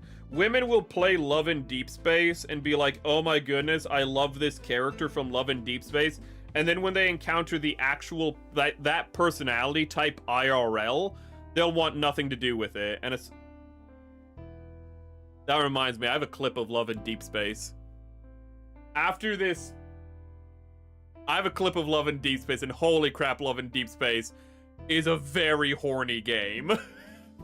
We should watch that clip after we watch this video. It was a late 90s all Disney Channel. I'm surprised it's on the main Disney Channel. Those plushies are so cute. My bed is very soft. Has a very soft teddy bear made of alpaca fur. That sounds, alpacas are super soft. That sounds amazing. All my stuff's pretty basic. I do have some very old Beanie Babies from when I was a kid as well. I got this little dude, this little Doberman. As a kid, actually, I think this Doberman wasn't one of them, but I had a little leopard. And I don't remember what the leopard's name was, don't care. But I had a little leopard, I would tie a shoestring around it, and I would drag the leopard around like I was taking it on a walk. People loved that, dude. Little 5-year-old SEPH dragging a little, like, leopard Beanie Baby around. Everyone thought that was the cutest shit imaginable. And it was a shoelace, too. I tied a shoelace around it to be the leash. Dude, everywhere we went, people were like, that kid's adorable. That is the cutest thing ever. And, you know, I do it now and people think I'm a fucking weirdo. But, you know, that's neither here nor there. I still have that Beanie Baby. I cut off its whiskers. I don't know why, but I cut off its whiskers. But I still have that Beanie Baby somewhere. I'm not going to go find it because it's at the bottom of a pile of stuff. But I still have that Beanie Baby. It's in great condition. Beanie Babies were made to last. Wonderful material, wonderful construction. Yeah. Oh, it's one of I skipped for some reason when it came out a couple of years ago. And yesterday I was like, the anime you're talking about. The name you don't recognize the name, and started season 2. It looked up and sounded interesting. Okay. I think I know that game. That sounds so cute. You and your fur buddy. Yes, I loved Beanie Babies as a kid, and my mom collected them. Not because she cared. Well, she liked Beanie Babies, but she collected them because in the 90s she was one of those white women who collected things because she thought it was like. She was one of those people who thought like, oh, comic books are selling well, so if I buy a comic book and then wait 20 years, it's an investment. That's my mom. That explains so much of my mom. She's not a natural blonde, but she acts like a natural blonde. I think she's naturally a brunette. Or nutmeg. But my mom is low-key the most middle-class blonde white woman you can imagine. For better and mostly for worse. But she bought Beanie Babies. She bought X-Files. I should probably show off the collection because she did. When my parents got a divorce, she gave the collection of like all the like things that she got as investments. She gave them all to my dad, which is just like the most weirdly passive-aggressive thing. But that's a Midwestern white woman for you. That is exactly what I mean by for better and mostly for worse. She's the most stereotypical middle-class white woman, Midwestern, you could get. Who does that? Who goes, oh, hey, here's all these things that I can't... She pretty much, like, couldn't throw them away, so she just gave them to my dad. Fucking petty as shit. You can fix it. I sew plushies and restuff some of them. But you need the beads for Beanie Babies, because that's why they're called Beanie Babies. But yeah, you can, I think... No, I haven't fixed it, but I do have a hole in one of my plushies. My Tomoe Umari horse soldier plush has a hole in it. And because my dog bit it. My dog loves going for my horse plushie of Tomoe Umari. Not of the Umari soldier. So it's Tomoe Umari's mascot. I don't think I can get out the plushie right now because I don't know where it is. But let me look up Tomoe Umari. And come on, can I wait? What am I doing? I don't need to look up a picture. Hold on, give me 1 second. I have a mat. I can show you what a horse soldier looks like. So I have a plushie of this guy, not with like the eye patch, but just like I have a plushie of this thing, of a horse soldier, and my dog goes for it every time that it's in reach of him. He wants to kill that thing so bad. He has stolen my horse soldier like half a dozen times. He doesn't go for any of my other plushes. He never goes for Holo the Wise Wolf. He never goes for Kier. He never goes for the Triceratops. He goes straight for the horse soldier every time. I don't know why. Fix it right up. I'll send sewing vibes. Ooh. Ooh. I actually know somebody. I don't need to sew anymore because my best friend's wife does sewing now. And I'm like, awesome. I didn't like sewing anyways.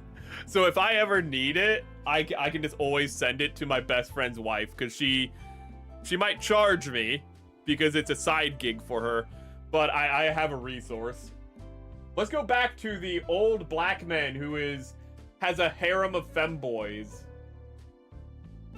Go, Afro Man. You can probably guess the rest of the 4 professions, all just things that doesn't make any. I think one person screwed in light bulbs for like $500 an hour on city streets. I don't even know. They just had these weird, obscure trade jobs that didn't make a whole lot of sense. I said, dang it. Fanboy's always taking our He jobs. does have his own toys. He's just he's spoiled though. He's a brat. Fanboys are taking all our jobs. All the good jobs, Fanboys got them. So I said, all right, let me go see my granddad. My granddad was downstairs, and he was oilier than usual. He was sweating, propagating. I said, Granddad. He's oily. Pops, why you imagining Granddad why from stuck down here? Boondocks when he gets all oiled up. What happened? After my video had reached a massive audience, it had blown up on Twitter, it had gotten bigger on Instagram. Many people had actually figured out about my family lineage. People are really good at figuring out people on the internet. I didn't realize how easy I was to track. I didn't really grasp. Yeah, you really will be figure that out. doxxed. So you much can and will be doxxed if you're online. I pre-doxed myself by giving a little tidbits about my location. I'm not gonna give my location in this video on the off chance this video gets any traction. I just don't. I'm scared a little bit now. A little bit fear is in my soul and my belly. OpSex, dude. You can't be giving out your information. And started figuring out his Instagram and all this other stuff and messaged him. Now, if you had to take a number guess about how many femboys my granddad had, it was 73. Now you're probably thinking to yourself, you didn't let us guess. That's a big number. That's a huge number. That's a almost absurd, unrealistic number. That's because I'm lying. 73. It was 105. I said 73 because I just saw a thing pop up my other thing saying 73 seconds to restart, and I am not gonna let my computer restart in the middle of this recording. So I'm gonna fix that in a second. Hold on. Sorry about that. Didn't mean to interrupt myself. Had to stop that. Just want to make sure Windows didn't do a forced 73. Update. This guy is like the. What I was saying. 105. He's like 105. A sultan of femboys. Beautiful, luscious chocolate starfishes for my grandfather. Oh, just don't say it like that. Bring it around town. Grind around the city inside these boys. It was nuts. I said, Granddad, we gotta get you out of here. You gotta take as much money as you possibly can. We gotta get you an apartment. He said no. I said, well, my chest hurt. Like, what do you mean? No, he said, if I'm gonna go out, I'm gonna go out doing what I love. What I love is femboys. I said, okay, listen, hold on, what? I clean my glass. The granddad's like, listen, I've made some mistakes in my life. I'm not going to heaven. So before I go to hell, I want to make sure my life is, I want to reach nirvana here because I ain't reaching it in the next world. That's that kind of mentality. I ain't got nothing waiting for me on the other side. Glasses here. What? What are you talking about? What? You're broken, destitute. He said, well, they love me more than most people I'd love in my entire life. I said, do they love you though? Well, that's Can cool, a femboy love someone? He said, I've been broke most of the time. A twink can love. Can a femboy love? Instances in my life, but I always make it out. And sometimes you gotta be low to get high. I said, okay, that's not good advice at all. That's not even spiritually, that's not even a saying. I can't even apply that to any realistic situation. He's a femboy. Well, he's not pimping them out. $750,000. If he's sharing the femboys with his other gay black old men friends, you can't even then he's get a pimping. place if you wanted to. He said exactly. He could become a pimp. My house foreclosed. I'm bankrupt. Maybe that's how he recovers. Maybe he starts pimping out the femboys. Maybe that's how he makes his money back. You did this to yourself, and he said, "So, I ain't got that much to live anyway." And I now realize that any of his debt is going to go to his next of kin, which would be my father. Which means that I now have the only plushie you have I don't get is on its way, him and it insults my people. father, because the debt is going to just keep going. And that's an amazing gimmick, having a voice box in your plushie. Until it eventually I gets to me. I know Oni Plays does that with I their think I plushies. realized that I had to distance myself. That's a really good idea. Wait a minute, why don't VTubers do that? VTubers have so many quotable they were going to ruin my life. I had now realized I thought about the logic, the math, the background, everything. These people are going to ruin my life. So I decide to leave, greeting the femboy, saying goodbye, exchanging pleasantries, and I'm driving back home and I'm thinking to myself, I screwed myself over. My greed ruined me. I had so much greed inside of my soul and body that femboys took it over. They really took over my granddad's What life. I tell you, this is biblical. Bro, I don't even know. I what's gonna told you happen it's to him at biblical. this point. I have no clue. I don't know. But he's femboy haram. He's so negative in the hole. I don't even know. He's in the hole. He's really in the holes. And I ain't talking about Shia LaBeouf here.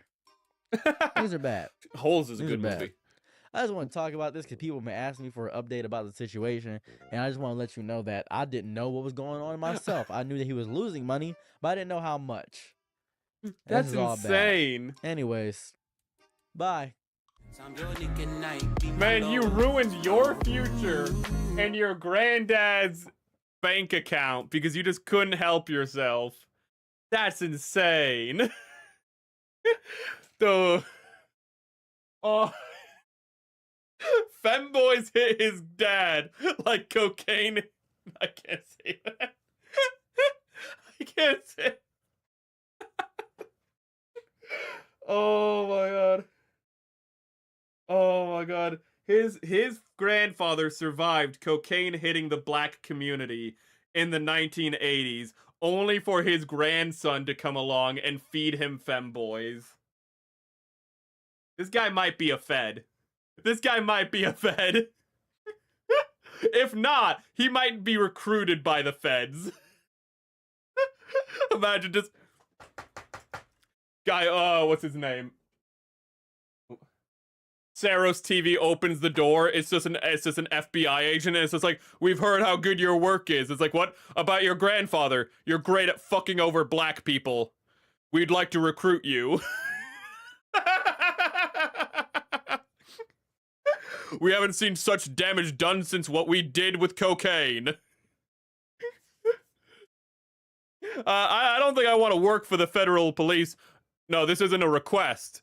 We've already made up 50 charges against you if you don't accept the job application. We will make you go to jail forever. Join us. Join the feds. Glow, my child. What a wild thing. Why are you doing this to your granddad? I have a parasite. Nintendo should sue. I might have to check out more of this guy's stuff, though. Great stuff. I'm gonna put the channel in chat. I think I already linked the video. But here's the channel, just for those who missed it earlier. Oh my god. Another man's life ruined by greed. This whole stream has just been a stream about greed, hasn't it? We literally had a guy named Amon. I still can't get over that. I can't get over the fact that the owner of Bricks and Minifigs is just a greedy bastard with a snidely whiplash mustache whose name is one letter off from Mammon, the demon of greed. That's insane. Like, did the dad do that on purpose? Did the dad go like, you're destined for great things, but if I name you Mammon, it would be too on the nose, so let's just take the M off. Like, what is his brother's name? Aelzebub? You know? Sorry, his brother's name is Eelzebub. Oh, you know? I bet you've never heard that one before. Oh my goodness. It says wait. It says in the instructions I am supposed to put this on, but it feels like I'm not supposed to put these on together. Oh my. We're gonna talk about the Odyssey. We might do that at the start of next stream instead. The Odyssey is such a... I can tell what it is. It's a passion project. After, you know, Christopher Nolan made Oppenheimer, you know, he makes big movie that's technically skilled, very impressive and whatnot. And then what a director likes to do after that is make a movie that's a little bit more not grounded. That's a little bit more, less grounded, really. A movie that's less grounded, meant to be something that he can really have more fun with, and that's what the Odyssey is for him. Think Ang Lee. Ang Lee made, like, Crouching Tiger, Hidden Dragon. A technically great film. Everybody loved it.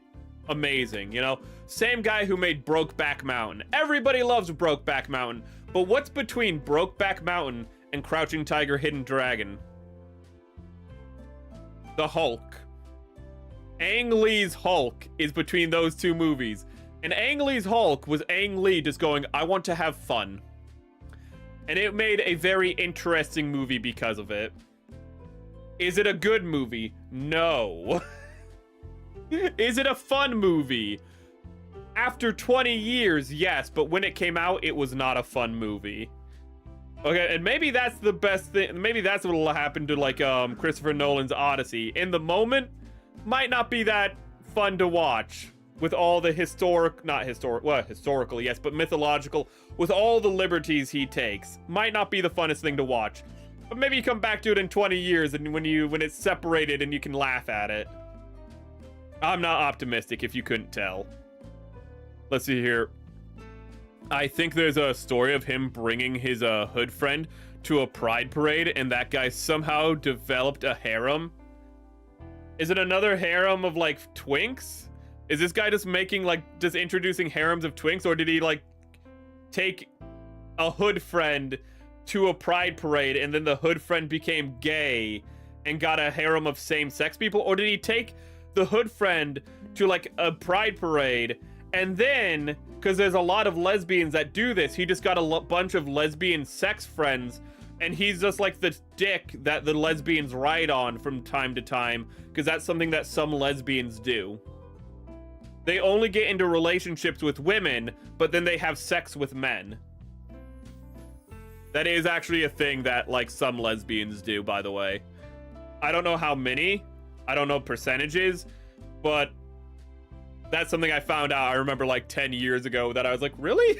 10 years ago is way too long ago. It wasn't 10 years ago, but I found out, like, years ago, and I was just like, it's just lesbians going like, yeah, no, they just have male sex friends that they have sex with, and then I shouldn't be saying sex because that's gonna get this stream demoted now, darn it. But they have fun time with the men, but then they have relationships with women. That's something I did not know. It's like the, what is it? The clip from Law and Order, where it's, I have relationships with, wait, what? Hold up. What is the Law and Order that's gay? Wait a minute. I don't know what's in my search history, so I'm gonna make my browser go away real quick. I don't know what's in here. I don't know if I can trust myself showing my search history. So, that's gay. That's gay, come on. Here. This needs to be on the big browser. This needs to be on big screen. It needs to be on big screen. Where is browser? It can be on both. To make it extra confusing, but no background music. I am not gay. I have relationships with women and sex with men. And I got news for you. That means you're gay.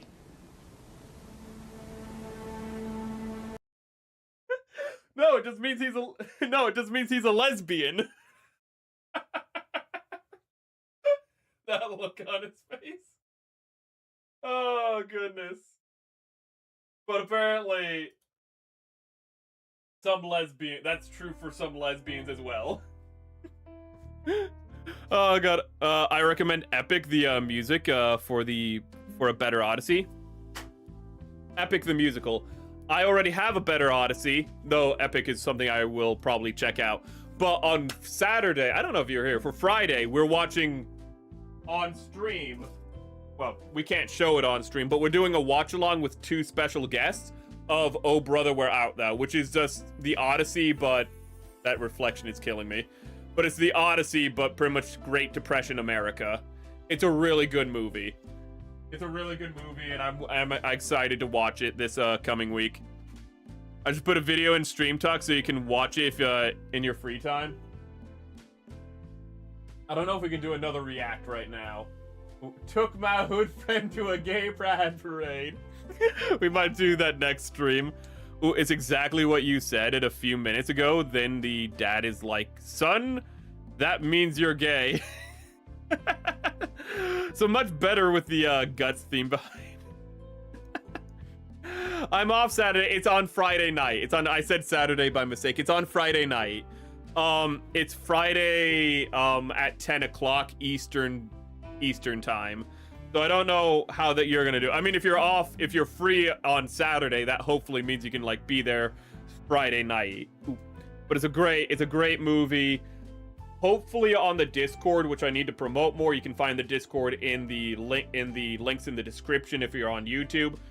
I really need to promote the Discord more. I need to put it in like chat and whatnot. But on the Discord, you know what? I'll put the Discord in. I'm just gonna put the Discord in chat. Give me 1 second. Put it in the Discord if I can find it. My brain is melting. Let's go to there. I need to redo my card. My links and whatnot for everything, I need to redo them.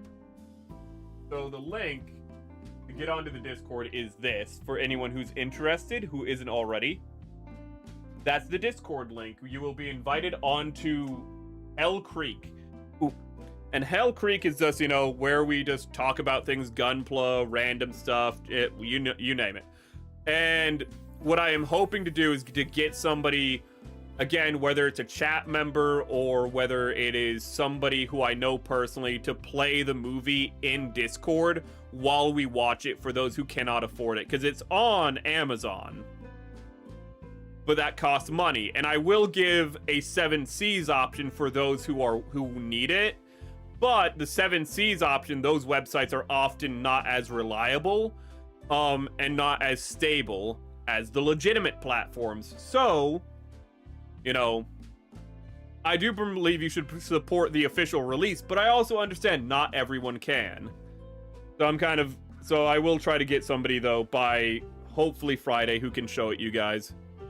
I'm off Friday night, so it's really enjoy coming. Ooh. I hope you're able to make it. It's a very fun movie. Hold up. Let me see if I can look up something about Oh Brother We're Out Thou. We're not even half. No, Lindsay. No.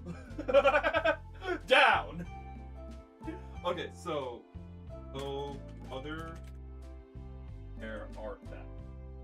The last watch along we did was for Independence Day. That was great. Oh, that'll get us super copyright struck. I realized the best thing to show would have been the musical part of the movie, but that's music, and music gets you super struck on YouTube. So that's maybe not a good idea.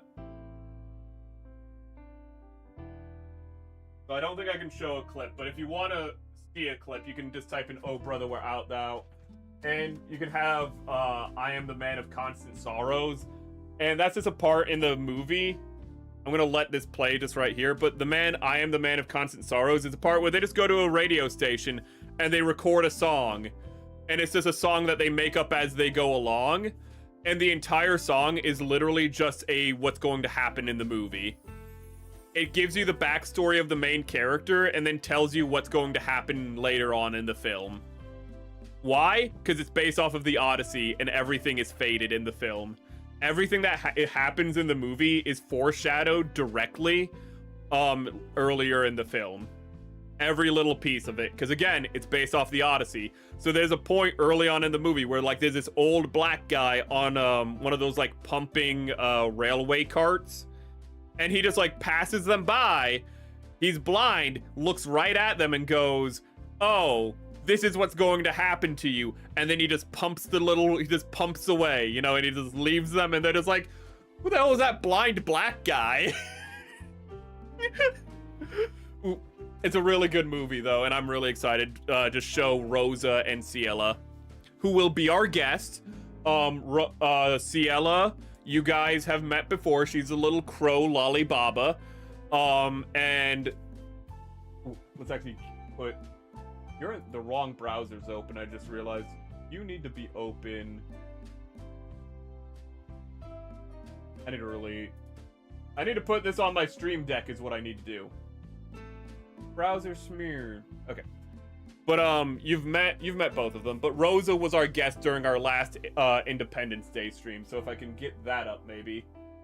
Ooh, and that literally means I need to close this again so I can go to my channel. Go to channel. Thank you for subscribing. I noticed that I got a sub. Thank you. So playlists, video, live. Where is Rosa? Oh god. Any guy ever use that one on you? That's me talking. That pickup girlfriend is a stripper. We're watching Independence Day. Yeah. If this was a modern movie, I guess she'd just be like an... But we watched Independence Day with her. It was a very fun stream. There's a time clock for anyone who wants to watch it in VOD. Because we spent $5 and saw Extended your edition. For JJ. That's not what we want, you know, that's not classy. What a point to click onto the stream for that one. But we watched Independence Day. Great, very fun movie. But she'll be joining us, and I need to buy her VTube Studio collab. So that way she doesn't need to use her Fuji again. But we'd be joined by her and Ciela Knox. Let's see here. Very adorable, both very adorable, very cursed, you know, gremlins. The singer is beefed up now. What singer? Oh yeah, have you seen the first take on of Hot Limit? I don't know what that is. It's been a long since I've seen Uncle Buck. I don't know what you guys said. The only uncle I know is Ruckus, but I don't think I can quote anything Uncle Ruckus says. No, there's one thing I can quote from Uncle Ruckus when he gets his DNA report back. And Uncle Ruckus is like a very, very, very, very like dark character from the Boondocks. And the joke is that Uncle Ruckus is the most racist character in the show. So he's the darkest character and the most racist against black people. That's the whole joke with the character from the Boondocks. Boondocks, if you don't know, mid-2000s show that kind of took shots at everyone. Well, Uncle Ruckus believes he's a white person with reverse vitiligo. So he thinks that he's actually white and his skin has just turned brown because he has the opposite of what Michael Jackson has. And in one episode, he does a DNA report to see what he is. And when he gets the letter for like what he is, he opens up the letter and it says, and it's like, oh, like, thank the glorious white man for his white science for this, you know, for this innovation. He opens it up and it says, Uncle Ruckus, we are here to inform you that you are 102% African with a 2% margin of error. And then he just goes on his knees and goes, no, sorry, no, before he goes on his knees, he goes like, no, this can't be right. This can't be real. And then he falls on his knees and he goes, why, white God, why? Uncle Ruckus is such a great character. Oh, goodness. But that's the only well, also Uncle Ben. And also Uncle Ben, because there's also Uncle Ben's Dirty Rice and then Uncle Ben from Spider-Man. So I do know other Uncle Bens. Ooh. Oh yeah, since I think you missed it, lol, the VTuber plushie is Sawa. Is Shawa's plushie still available? Holy shit, wait a minute. I didn't know she had a plushie, hold the fuck. Hold up. Put that if it's still available, put that shit in the Discord right now. That's not an ask. That's me demanding it. Put Sawa's fucking plush. If I can still get that shit, put that in the Discord right the fuck now. I'm sorry for cursing, but I need that. I need that. I love Sawa's character design. Her hair looks like churros dipped in chocolate that are wrapping around each other. If you don't know who Sawa is, I'll look up Sawa real quick for you. We should be building.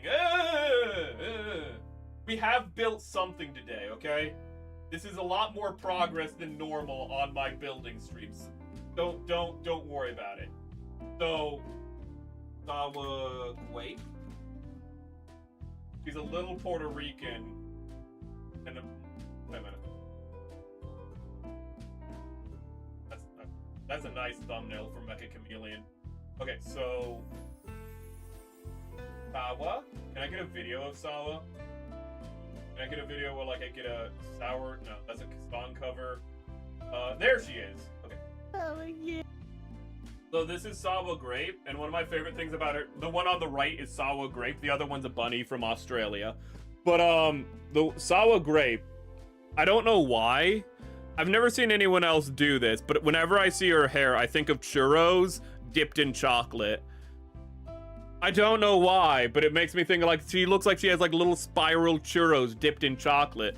It's not racist. She's Puerto Rican. Don't worry. If it was Mexican, then I wouldn't be allowed to say that. But she's Puerto Rican, which is, you know, tropical Mexican. It's fine. She's from the Midwest. I'm from the Midwest. She's my people. But I don't know why. I just really like her hair.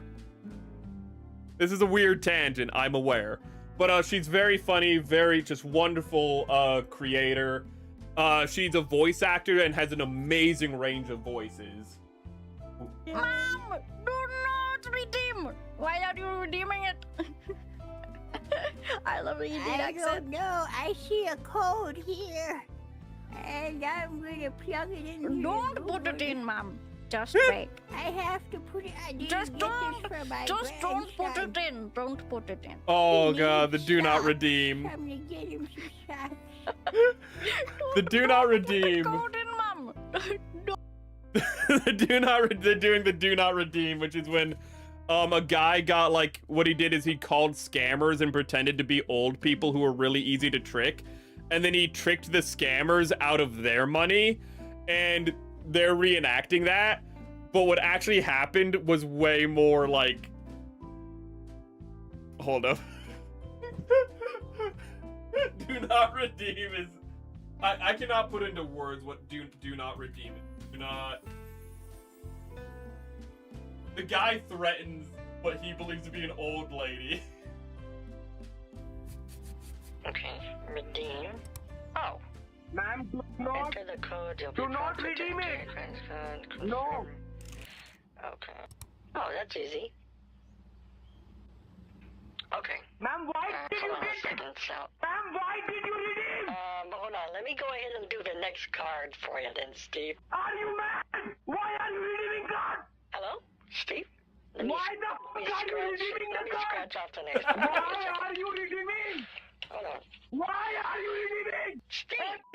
Steve, you told me you wanted the cards. John Candy was Canadian? I didn't know that. Why did you redeem it? I'm doing it because you told me to give you... Legend of the Fall was another good movie? It says right here how to redeem Google cards. I'm just... Gosh, calm down, Steve. You motherfucker! And I'll give you the card. Hey, you bitch! Do you listen to me? I told you not to use that language around me. Do not redeem! What? Do not redeem the cards! Yes, I Is audio speaking? I'm redeeming the cards. No! Okay? No! What? What are you trying to say? I will redeem it! So there's the next card. M6Y3 E3X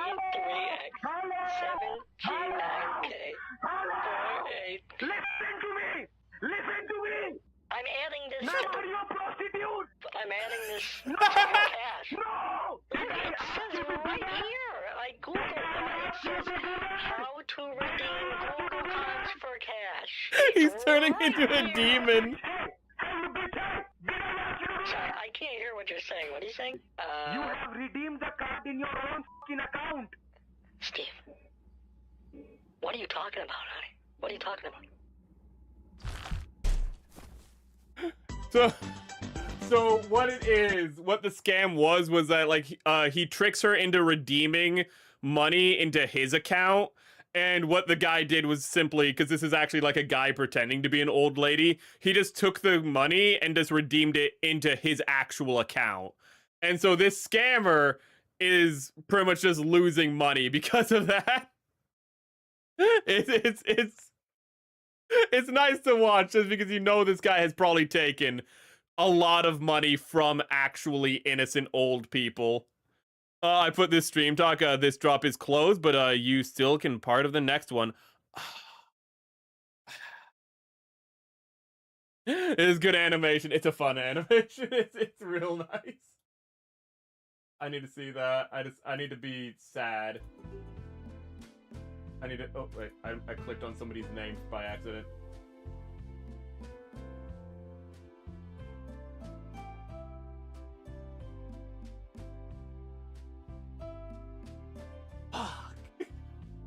Look at that chat.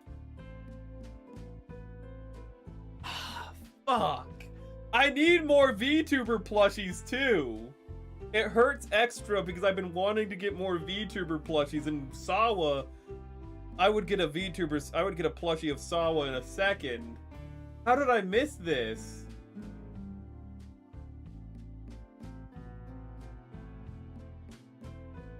Damn. Damn it. Oh my goodness. Oh, Jawa Gwape.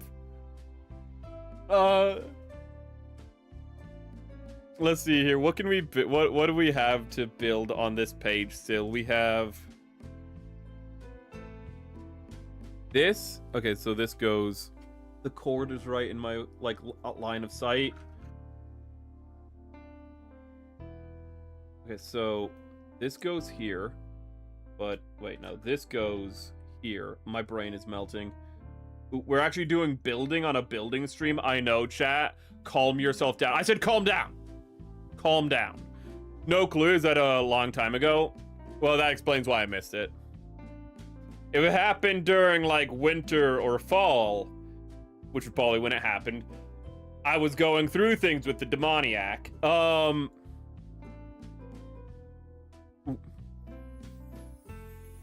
Let's see. I don't know. How am I supposed to put you together? Oh, okay. So I need. Ah! It's okay. This piece is falling on the floor. It's fine. I knew I was gonna have to get this piece out eventually. Okay, so this goes here. This goes here. This goes here. Let's see here. Tomorrow we have a short coming out. I'm just trying to remember what we're doing this week, just so you guys can know. Tomorrow's short should be coming out.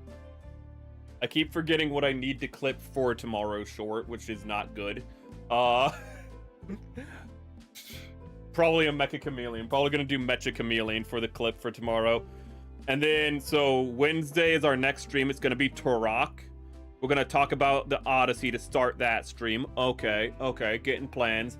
Thursday will be another short. I need to get those videos out, but it's a lot easier to like edit a short than it is a video. Ooh. Let me see here, but we have, God, what videos do I need to get out? I can't do the Gunpla reviews because my camera broke, so those are no longer a thing, which fucking sucks. Sorry for cursing.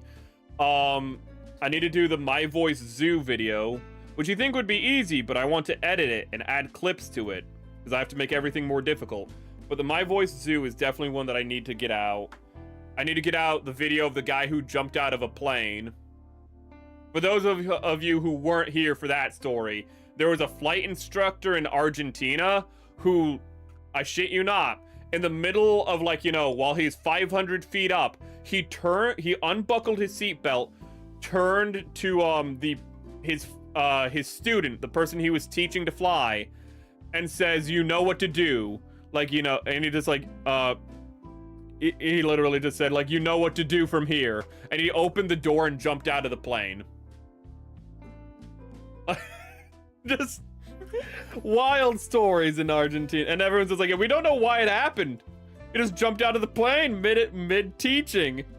Told them like you know what to do for the rest, you know? Stay calm, carry on. Let's see here. Oh my god, is Zaku Nu Verka. Yes, it is the Verka. Ooh. We have been building it very slowly. But gradually. It's better than the Black Knight. Okay? No matter how slow my building might be at times, it's never as bad as when I built the Black Knight Cavalry. The Black Knight Cavalry took us 14 hours before we started building the mecha. You might wonder, how did it take 14 hours before I started building the Black Knight Cavalry? I just kept talking to chat. I have no excuse. I just kept talking to chat. For like 3 or 4 streams, I just talked to chat, and then I'd end stream and I'd be like, we have not put anything together today.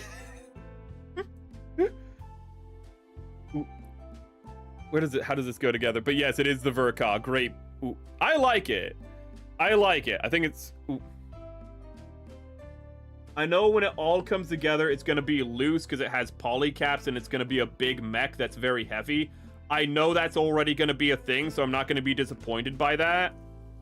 I'm probably not going to be happy about it, don't get me wrong. But the fact that I already know that's coming helps kind of like temper my expectations. Which actually I think is why I'm so optimistic about it. I already know how bad it is going to be. So anything that's better or can distract me from the fact that it's probably going to have floppy legs and whatnot is going to be a plus in my book.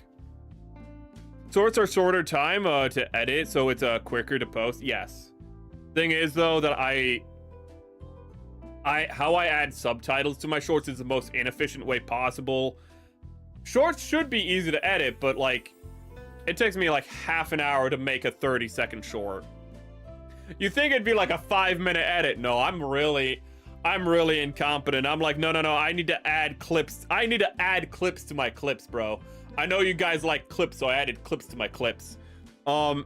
It's a rough time. It's rough.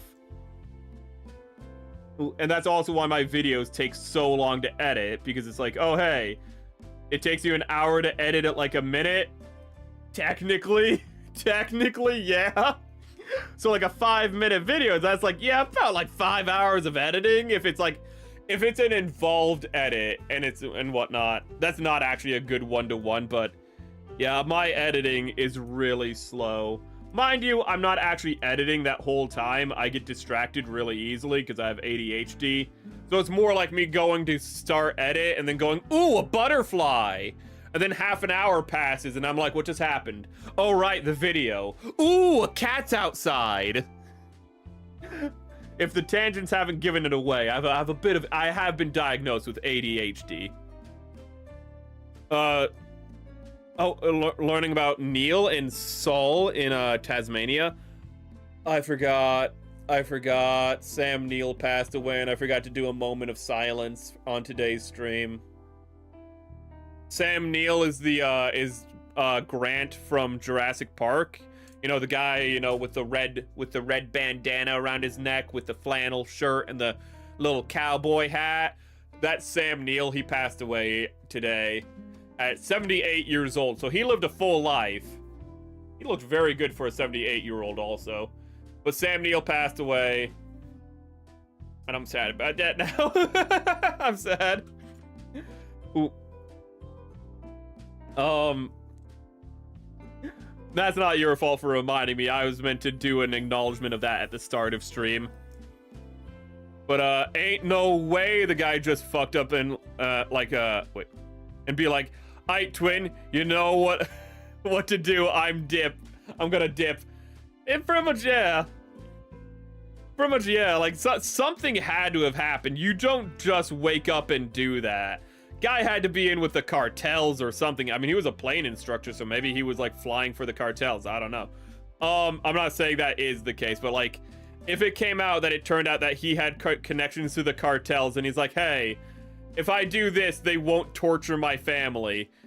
I mean, that would explain it. I feel like if that would explain it, but for all we know, maybe he's just depressed. Kind of an a-hole way to take yourself out regardless, you know? to be like, I mean, I guess he was like, you know, I don't want to crash the plane. He could have just taken the plane up and crashed it himself. He's like, no. That plane cost money, okay? I don't want to destroy a plane. I don't want to destroy property when I die. I just want to be the one. I just want to go, you know? So he needed to get somebody to like fly him up, and then he was like, okay, I'm good. The weird thing though is that was his second class of the day.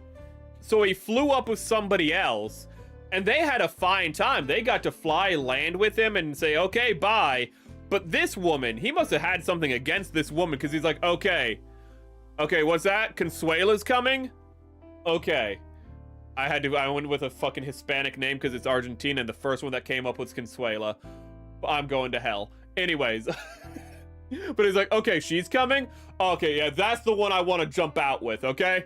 All she does is yap, yap, yap, you know? I don't know.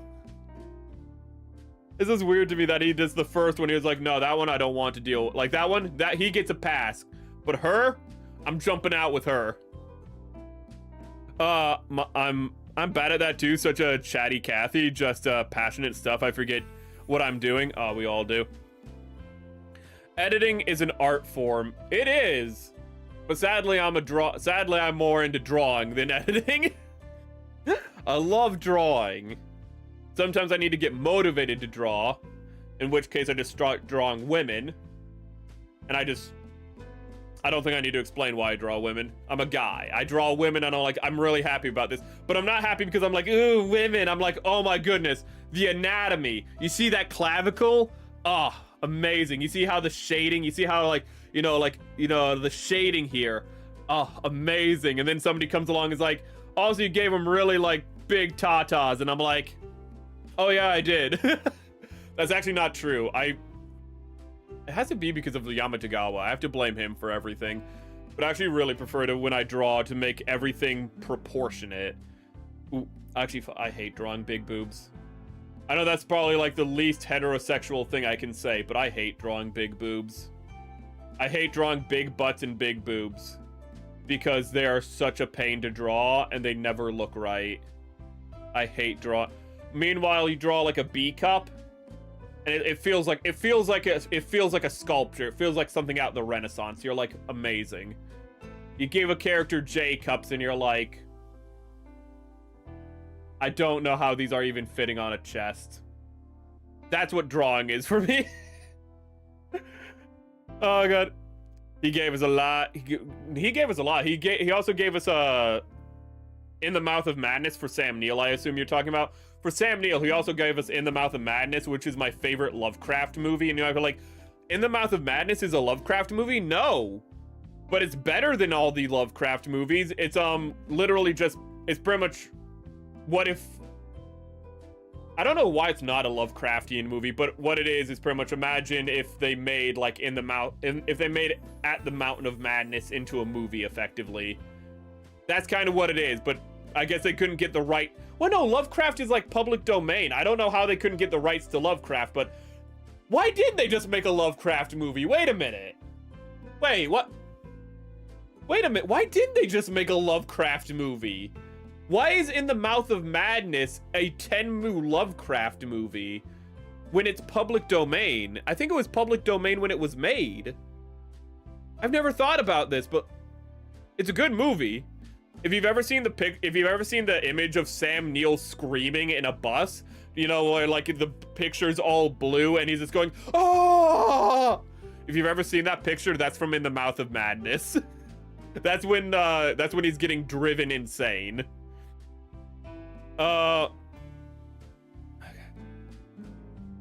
Let's see, maybe he had something against her and knew she could actually land the plane without him. Maybe that's why. Maybe the first person wasn't trained enough to land the plane. Maybe he was like, you're my star pupil, now watch me die. That's still messed up. Hey, that first guy I flew, I was gonna jump out with him, but that guy was super incompetent, complete maroon. You though, I trust you. Okay, bye. Maybe we're not giving her enough credit. You're right. That was sexist of me. Can I also recommend the Barefoot Bandit of a kid who stole 6 planes Oh wait, for joyrides, but also the FBI was after him for a few years. I know that one. I got him confused with the other guy who stole a plane for a joyride. But yeah, the Barefoot Bandit was like this guy who would just break into people's houses, and by break in, I mean he'd just go to a house. If it wasn't locked, he would just go in, eat some food, go to like a small local airport, get into a small plane, and fly away with the plane. And he just did this half a dozen times. And like the FBI was just like, well, he's crossing straight lines, so like it's our job, but like he's just like he's literally just a vagabond who's just stealing like planes, occasionally a car, I think, as well, flying around for a little bit and then just going off and disappearing. Like this guy was living Uncle Ted's dream. This guy had like no paperwork or anything. He had paperwork, but he had nothing on him that they could track. They're just like, it's just a dude doing things. Like, how do you track that? He's homeless. He's just going from place to place. There's nowhere to go back to. Oh, I gotta find it easier to draw women than men. I used to find it easier to draw men. I used to hate drawing women because I was super insecure about drawing women because I just grew up drawing men. And then I started drawing women because I was like, I need to get good at drawing women. So I'd put my nose to the grindstone and started drawing women. And I was like, this is really fun because I'm learning so much. And this is actually why I really like drawing women. I made all the jokes about like the goon stuff and whatnot. The real reason I love drawing women is because of like just learning. The process of every time I draw a woman, I feel like I'm learning, and it's so fucking exciting. I am so happy every time I learn something new, every time I draw a woman. That's the real reason why I love to draw women. It's just so exciting to learn. Let me see if I can get out a picture for you real quick. To put into explanation to what I mean by I get so excited by learning. Here's a picture of Talia that I have sketched out from the new Edge Runners anime. And this is going to be so inappropriate because there's a central line right at where her crotch is. I'm going to cover that with my thumb. But here she is, right? And this line right here, this little kind of an M, this line right here at the top of her disconnected thigh was the most fun I've had drawing in like months. And you might be like, that line is the most fun you've had drawing in months. Yes, because I had to visualize, break down, and like think about how would this look? How would this look? Because her leg, let me see if I can bring up a picture of Talia. I should be able to bring up a picture of Talia because I should have references in Discord. But let me show you what her legs look like. Talia. There she is. So this is pretty much what Talia looks like. If I can get the small browser up, go to Ryu Weewoo. So this is what Talia looks like. That's really small. I'm gonna just take it out. This is what Talia looks like. And look at her legs. I had to figure out how do you show these legs at the perspective that I had in that picture. And it was so frustrating but exciting to figure it out. And then I looked at a reference and realized I had it correct. I did all the work of imagining something I've never seen before, thinking of how it would look like, visualizing something I had never seen before. I had to think of like, you know, like take a traffic cone and then cut it across diagonally. And then what would that look like? And I was like, well, it wouldn't just go all the way around because the cone would go back up on the outer edge. So it would dip and then go back up, but you wouldn't see it because perspective wise, it's like, wait, you can't see my hand. Let me put this back down.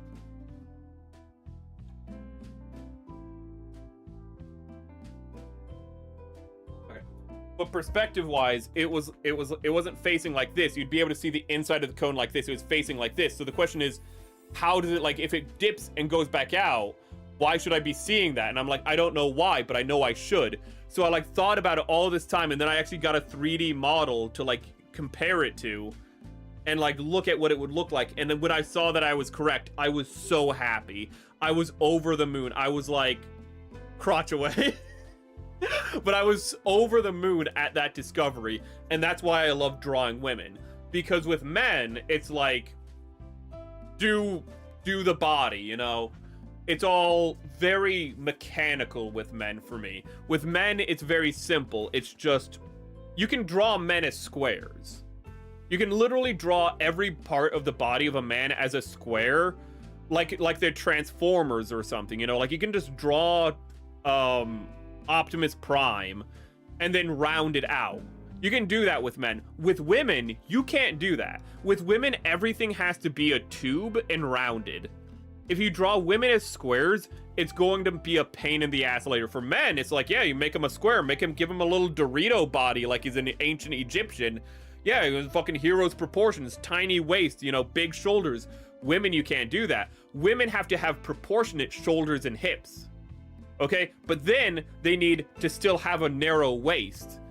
But the waist really starts up higher for women than it does for men. And there's like these little intricacies that you have to figure out for women. And again, for the longest time, because I was so used to drawing men, I never drew women. So now every time I draw women, I learn something new. And that's why I love drawing women. Ooh. It's fun learning about perspectives. I have also done some perspective. That actual picture was technically has a little bit of perspective in it. Ooh. And either I got the perspective wrong in that sketch, or I got the perspective wrong in the original sketch that it's based on. One of them has incorrect perspective, but you can't tell unless you look at them overlapped on top of one another. If they're not on top of one another, you can't tell that the perspective's wrong, that the perspective is inconsistent. Because I have another picture of Talia. I don't think I showed it enough, but Talia... Let me see if I can show a different picture of her real quick. Boom. Her legs extend out. So the picture I showed you has her legs extended like that, while the original picture has her fully clothed, in her, like, in this apparel. And, oh, that was the reference image. I think it's small enough where that's stream safe. Let's just say that's stream safe. That's the reference image. Nothing is visible on it. The woman is clothed, mind you. It's still just like Twitch is a little because we're on Twitch, it can be a little censorious at times. But I got a bunch of references from like multiple artists of how her legs work. This is the one I should probably go with, the one on the right. Ooh. But this is the only reference we have for her legs is this. And I'm gonna remake this big again. You can't tell anything from that. Like, look at that. You can't tell jack shit from that.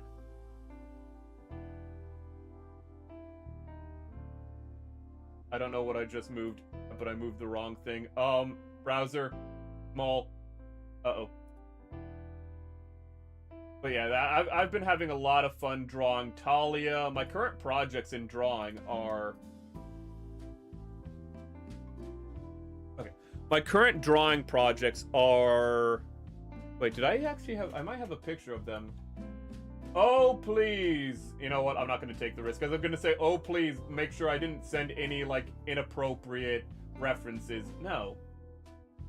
Okay, hold on. I'm gonna send myself my current project so I can show you guys. My current projects are... I took a bunch of pictures, but I have 4 that I'm focusing on right now. There's the Tomoe art. There's...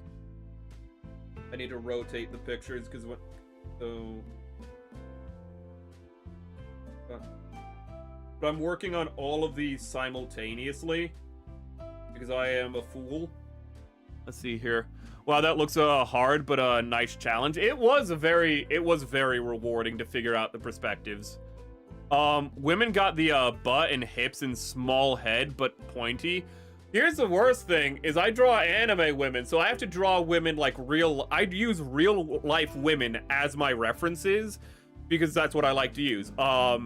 Also, so I can actually see the 3-dimensionality of them and understand, you know, the depth. So I use actual models when I draw.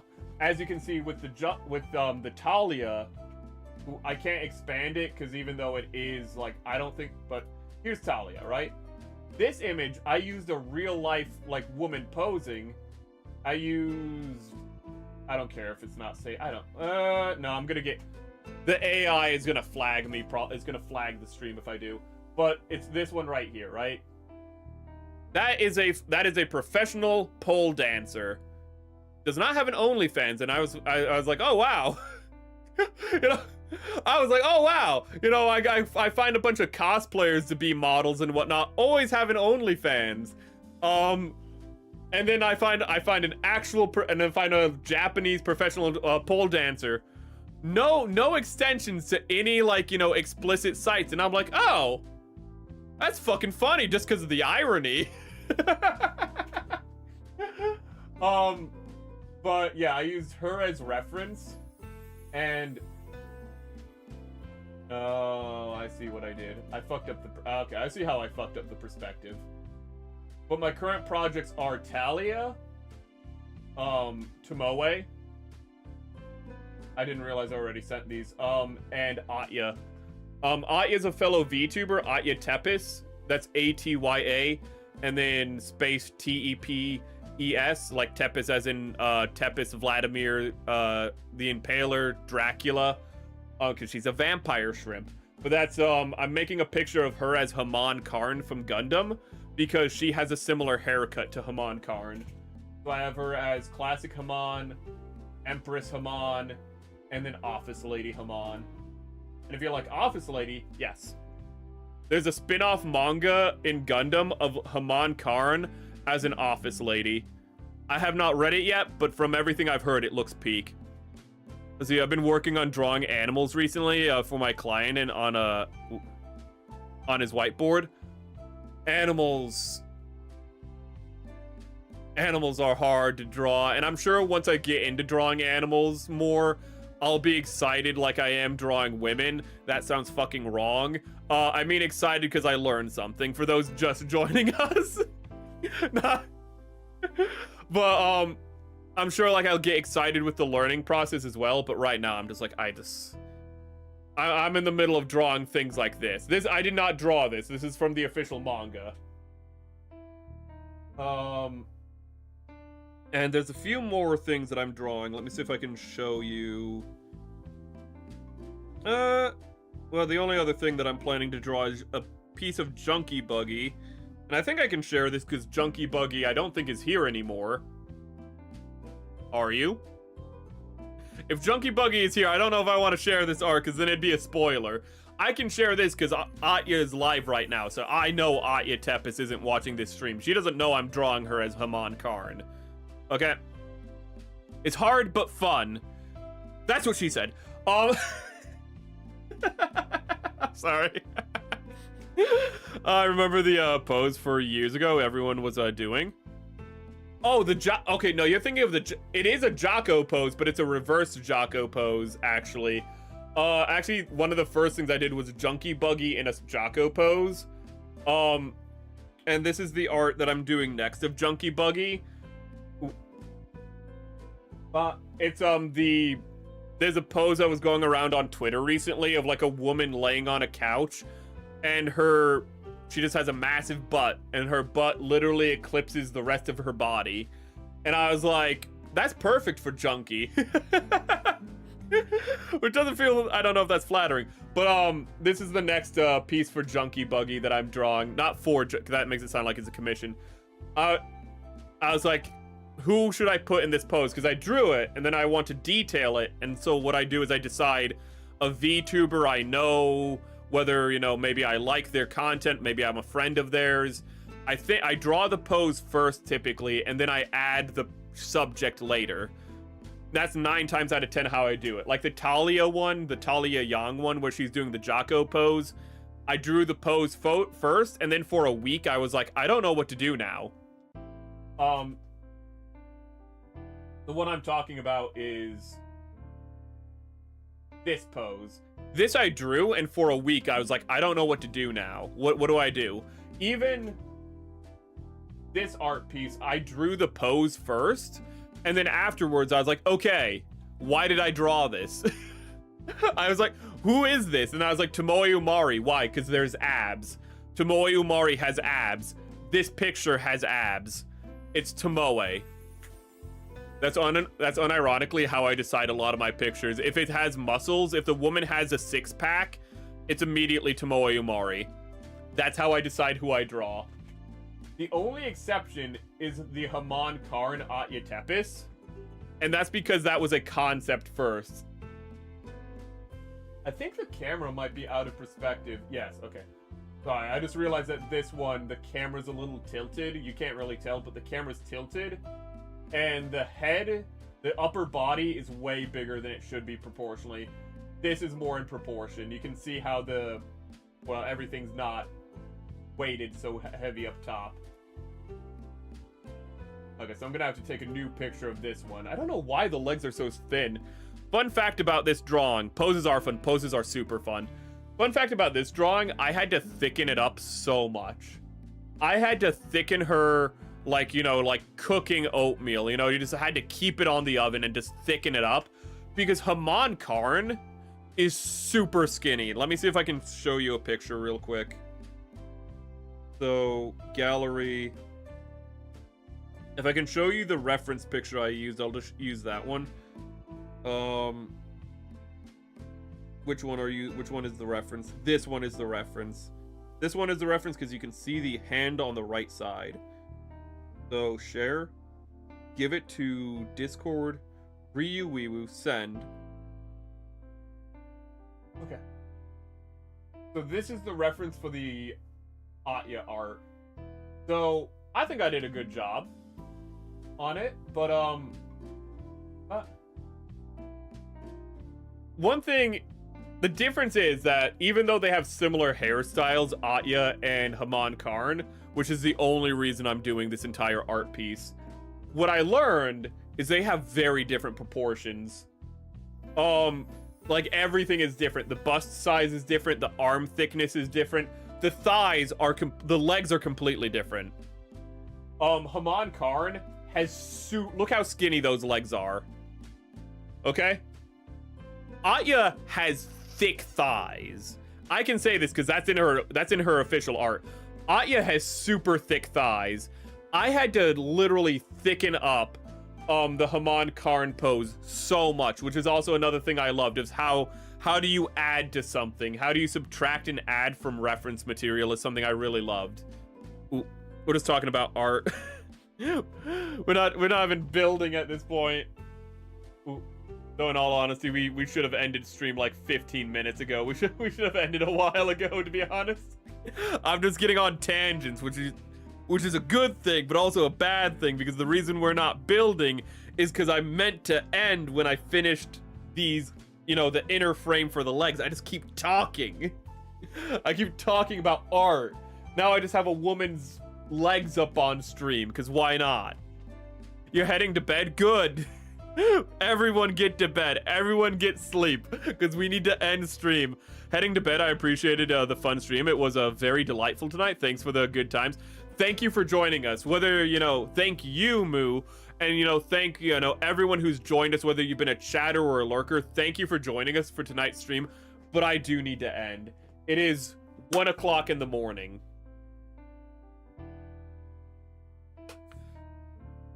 You know, the good thing is I sleep before stream now, and that's why I can start streams later, but it still hurts to just look at the clock and see it's 1 o'clock in the morning. That's still like psychological damage when that happens. Okay. Let me look for a place to send you beautiful people out to. Oh, I just took my microphone out. 1 second. 1 minute. I was trying to get my microphone closer to me so the audio wouldn't be so terrible. Okay, let me look for a place to send you beautiful people out to. Thank you for joining us again, one and all. We'll be back on Wednesday for Turok. So we're going to be killing dinosaurs and whatnot. We're going to be killing the white man and the dinosaur. And then there's also some, like... there's a lot of offensive stereotypes. It was the 90s. It was a different time. I was gonna say, there's also some like offensive tribesman stereotypes, and then I was like, the whole game is offensive. If you're into dinosaurs, the reconstructions are offensive. If you know, it is not a PC game nor scientifically correct. Nice butt. I don't know which art you said that to, but I am a butt man, so I take a lot of pride in when I draw a butt. I take a lot of pride in it, and I take a lot of focus. I'm not a boob man, because when I draw breasts, this is not an example, but when I draw breasts, a lot of times I'm just like, I hate these things. You know, why? This is why I hate drawing big boobs, because they're just so, it's like drawing a giant water balloon. It's awkward, and it like deforms really easily, and it's all over the place. Speaking of butts, this is just on screen, but a butt follows a shape. It's, even if a butt's big, it can still be shapely is the thing. And fucking, we're talking about like the philosophy of what's better, ass or tits. When we need to go to bed. We need to go to bed. Thank you guys. Let me find a link for YouTube. Who is streaming? It's the Wilhelm scream of model making. No. I accidentally clicked on short, so that was just the audio. Okay, plenty of people are streaming. Okay, well, 3 people are streaming. Atya's done. Oh, okay. Oh, shit, that means Atya might have seen... Oh, no, Atya ended 18 minutes ago. She didn't see shit. She didn't see the art. We're fine. Mari EN. It's really hard not to raid into Mari EN. Link to art. There's somebody drawing.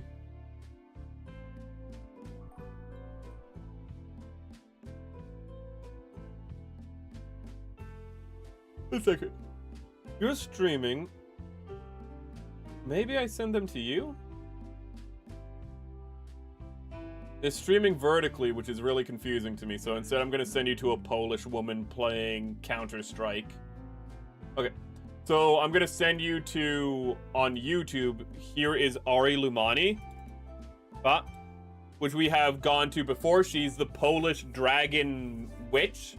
She's playing Counter-Strike with a white woman. I don't know if they're actually white. They just have white hair, so I'm just going to call them white woman. But they're playing Counter-Strike, and for Twitch... Let me find somewhere to send you guys on Twitch. Let me find my window. Okay, let me see here. Where can I send you guys on Twitch? Raid.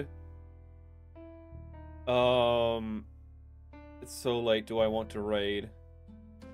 Oh, maybe you. Hold up. I'm gonna see who's live that I follow first. So, not a lot of people. God, we haven't interacted with this person since... Yeah. Since I had a different name, so they won't even recognize me. Sure, let's raid into them. So we're gonna raid into... Komori, who we played in like a Coon's age ago. We played, well, I can't remember. We played, that climbing game. I don't remember what it's called. What's the climbing game called? Not Getting Over It. I don't remember what it's called, but the cliff climbing game. What's it? That game where you climb. That one. We played that with her. I just cannot remember it for the life of me. It would be in collabs, right? It'd be in collabs, right? 0 collabs. It's not in collabs. I don't know what the game is called, but we played a game with her. We're gonna raid into her. Thank you for joining us. I hope you can join us Wednesday. And if not Wednesday, I hope you can make time and have available Oh Brother, Where Art Thou for the watch along on Friday. But in the meantime, have a great day, wonderful life, God bless and Godspeed, and remember to be like a fossil and always rock. Where's the ending screen? Nope, that's the wrong button. Peak. Peak! You're right, it's called Peak. I was like, Peak. I thought you were saying the stream was Peak, and I was about to say thank you. Peak, you're right. You're right, Storm. Oh, goodness. Thank you all for joining. So late.